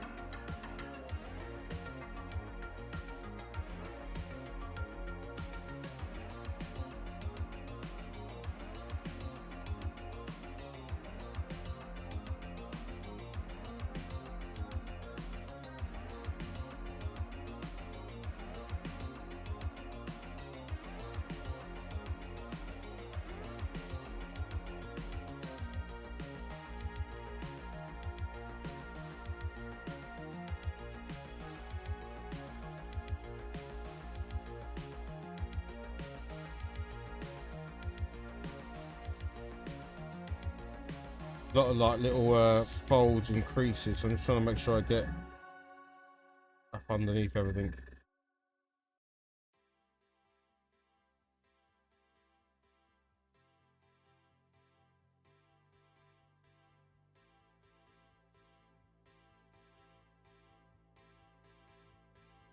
Oh, right, let's grab this one because I did miss some bits on this one.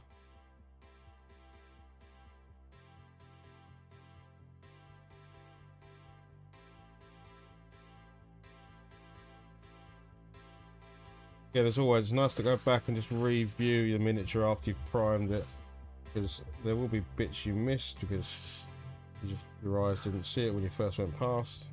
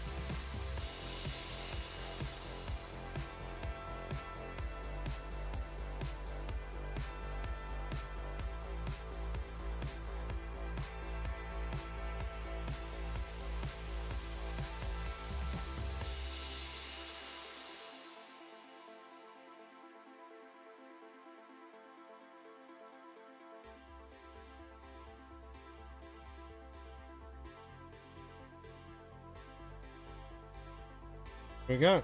Right, so give those a second to dry. Clean, will clean. I'll just blast the remaining out actually.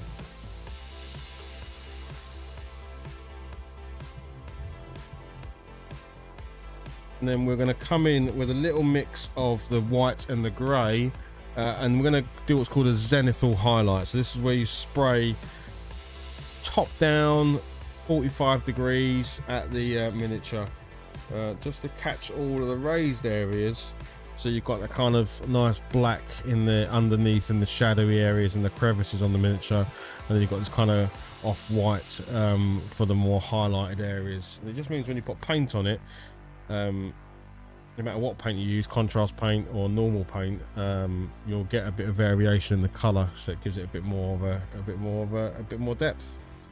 Nothing special. Yeah, so we'll do that. We'll give it a second to dry, and we'll just literally put a couple of drops of the grey and the white in, and we'll do the zenithal highlight.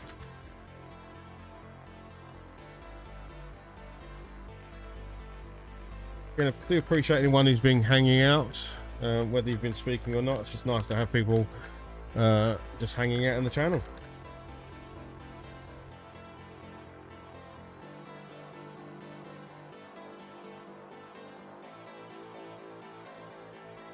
Yeah, up and coming streams, we've got Monday Night Retro. So Monday Night Retro is going to focus on the ZX Spectrum. So that'll be Monday at around about 8 o'clock UK time, and then during the week we will be doing probably another board game. So I'll show off another game that I own that people might be interested in. We did Marvel Champions last week, so this week we might do. I have talked about doing Story Master's Tale, so I might do that. And then we'll probably be doing a painting stream as well. So yeah, it'll be good to start one of these miniatures. We'll certainly start and finish one of these miniatures live on air. Well, I do appreciate that message, L Champion Cushy, but is it L cuisine. Yeah, but I'd rather get them through just earning them than buying them. So I understand. I know those companies exist. I appreciate the message, but there's no point in me having loads of followers and subscribers if no one's actually watching the content, is there? I appreciate the message. Kind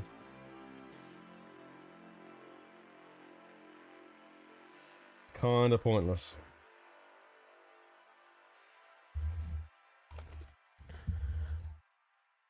But hey, thanks for dropping into the channel even just to give me that message.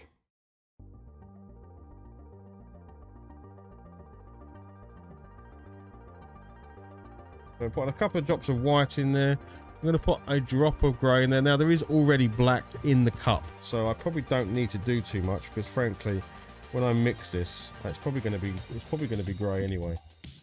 Because the blacks, I haven't washed out the airbrush, so there is black in there. Let me just grab an old airbrush. This one will do. Not an old brush. A little dab of water.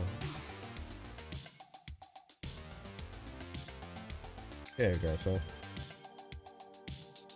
as I figured, we're gonna get a bit of a mix anyway.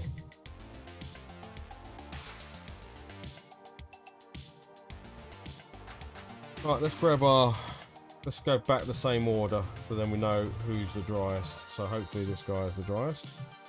What we're gonna do is just hold it from above, give it a blast first of all to make sure. There we go. We're kind of hitting straight down on the miniature.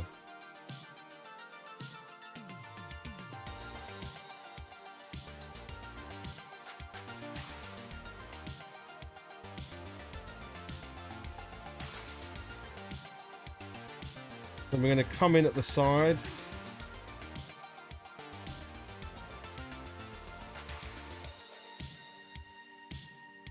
I'm not going full 90 degrees. I'm kind of coming in at that 45 degrees.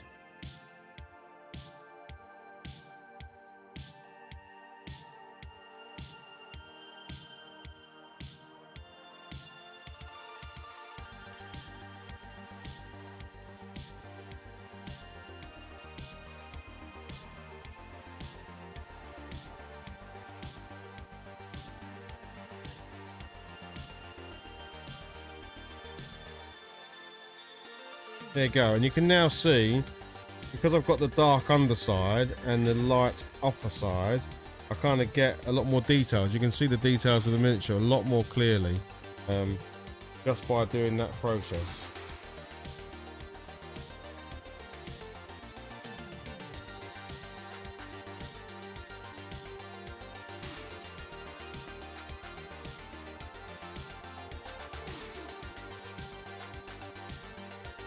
And you've got a nice layer of obviously colour as well on there, so that's good. Of primer on there, because you want a decent prime on. You don't want it to be too thin. Again, start from the top, work your way across the miniature.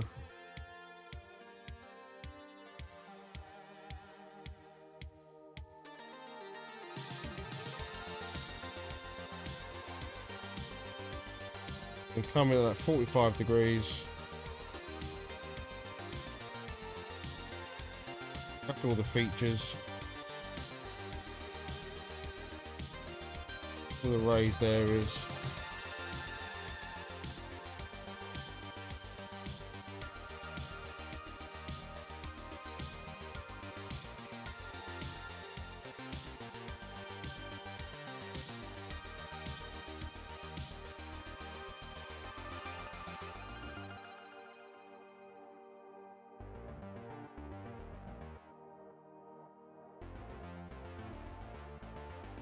Right, let's grab one of the witches.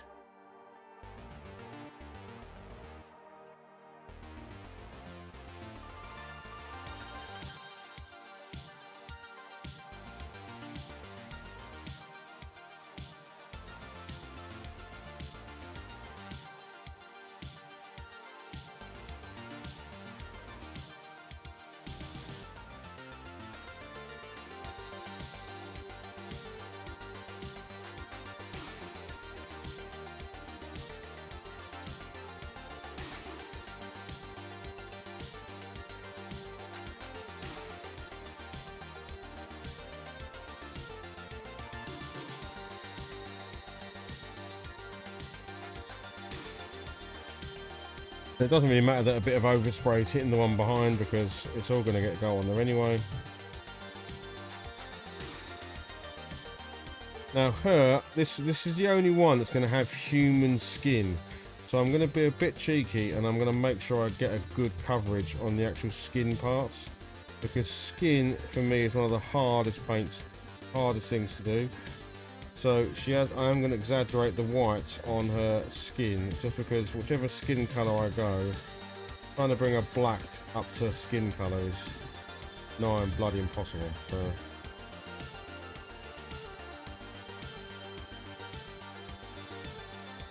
So I'm going to purposely go in and highlight her hand and her arm where I wouldn't normally do this.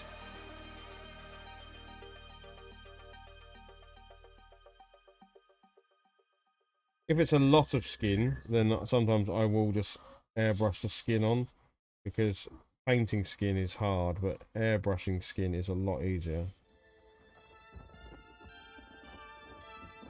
So just on her face there, her face, her sort of neckline, top of her chest, her hand.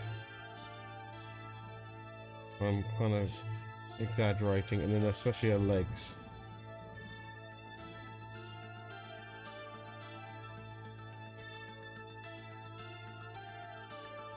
There we go.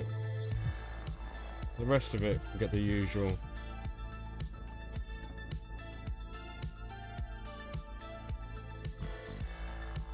Here we go. Janus, hello mate. Hello there. Yeah, we've been spending the morning building and prepping a whole load of new miniatures for painting. So thanks for coming in and saying hello.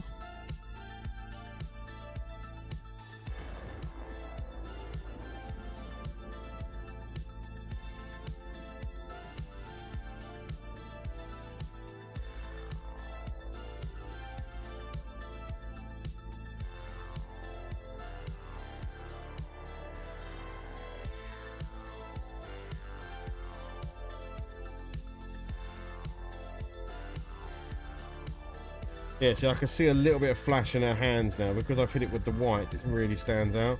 So I'm going to grab that in a sec and cut that out of there. But otherwise,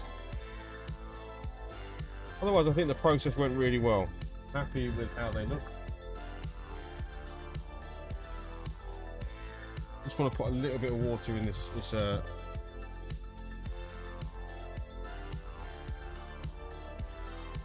airbrush. Keep it as clean as I possibly can.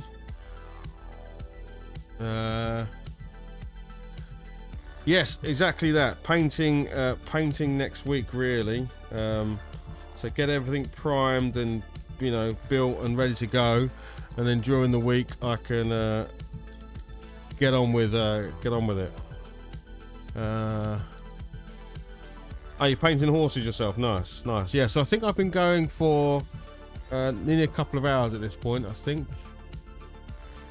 Yeah, definitely a couple of hours, I think. So I'm probably going to finish up in a minute, have some lunch and stuff, and then during the week I will do my usual Monday night retro stream for video games and stuff like that, and then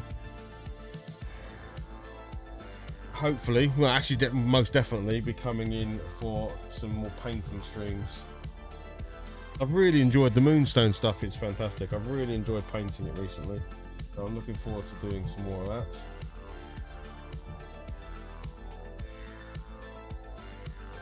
Let's have a quick look at these guys then. They should be fairly dry. So the first one we had was Rebold, who is this kind of troll with a goblin on his back firing a cannon from his head. Storm's still gaming. Not yet. I'm not finished just yet, but yeah, you have missed quite a chunk of it, but that's all right. Thank you very much for coming in, saying hello. So yeah, so we've got this guy built and primed this morning. So there he is. He looks very cool with his cannon on his head. And we've gone with a Zenithal Prime on that guy. But I think he'll paint up nicely. I may or may not do the skin with an airbrush. I'm just not quite sure yet. Just because I really don't enjoy painting skin. For some reason I picked a bunch of miniatures that have got a lot of skin on them. We've then got this guy. So this is Dim and Dimmer, I think. There we go, Dim and Dimmer. And that's these guys here. So again, we've gone with that sort of zenithal highlighting.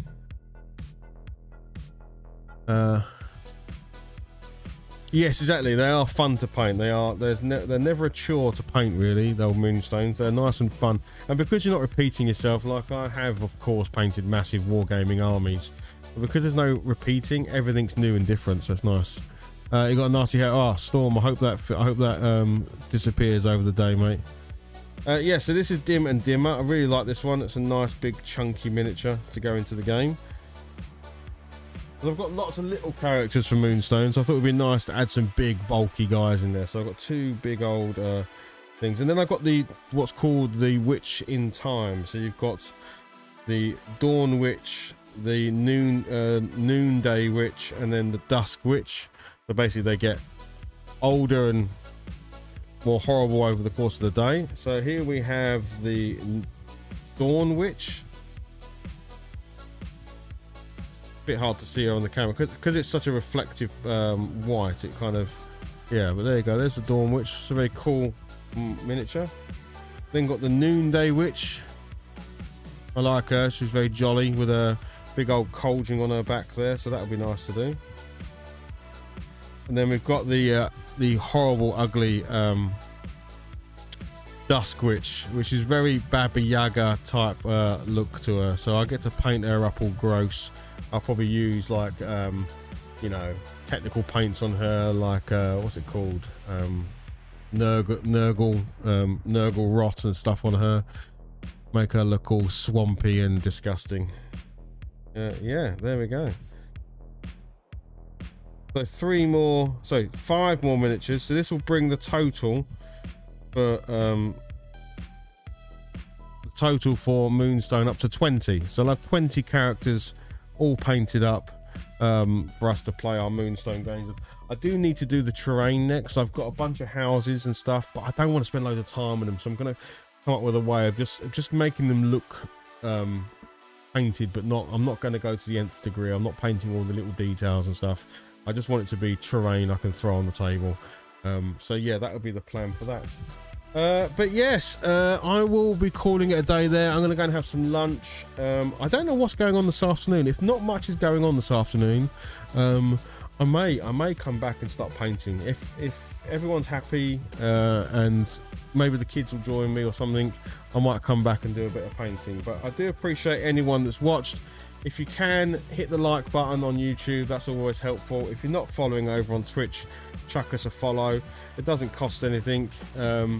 It just helps the channel out a huge amount. So yeah, the old subscribes on YouTube's are free, the Twitch follows are free, the likes are free, but they help me out. And if you've enjoyed it, that would be awesome. But otherwise, I shall say goodbye. And Monday night 8 o'clock, Monday Night Retro, and then there'll be painting streams throughout the week, I'm sure. And I'm also going to do another board game review, so I'll do a board game review during the week. Right, awesome. Thank you very much for hanging out. I will see you all soon, okay? Bye-bye.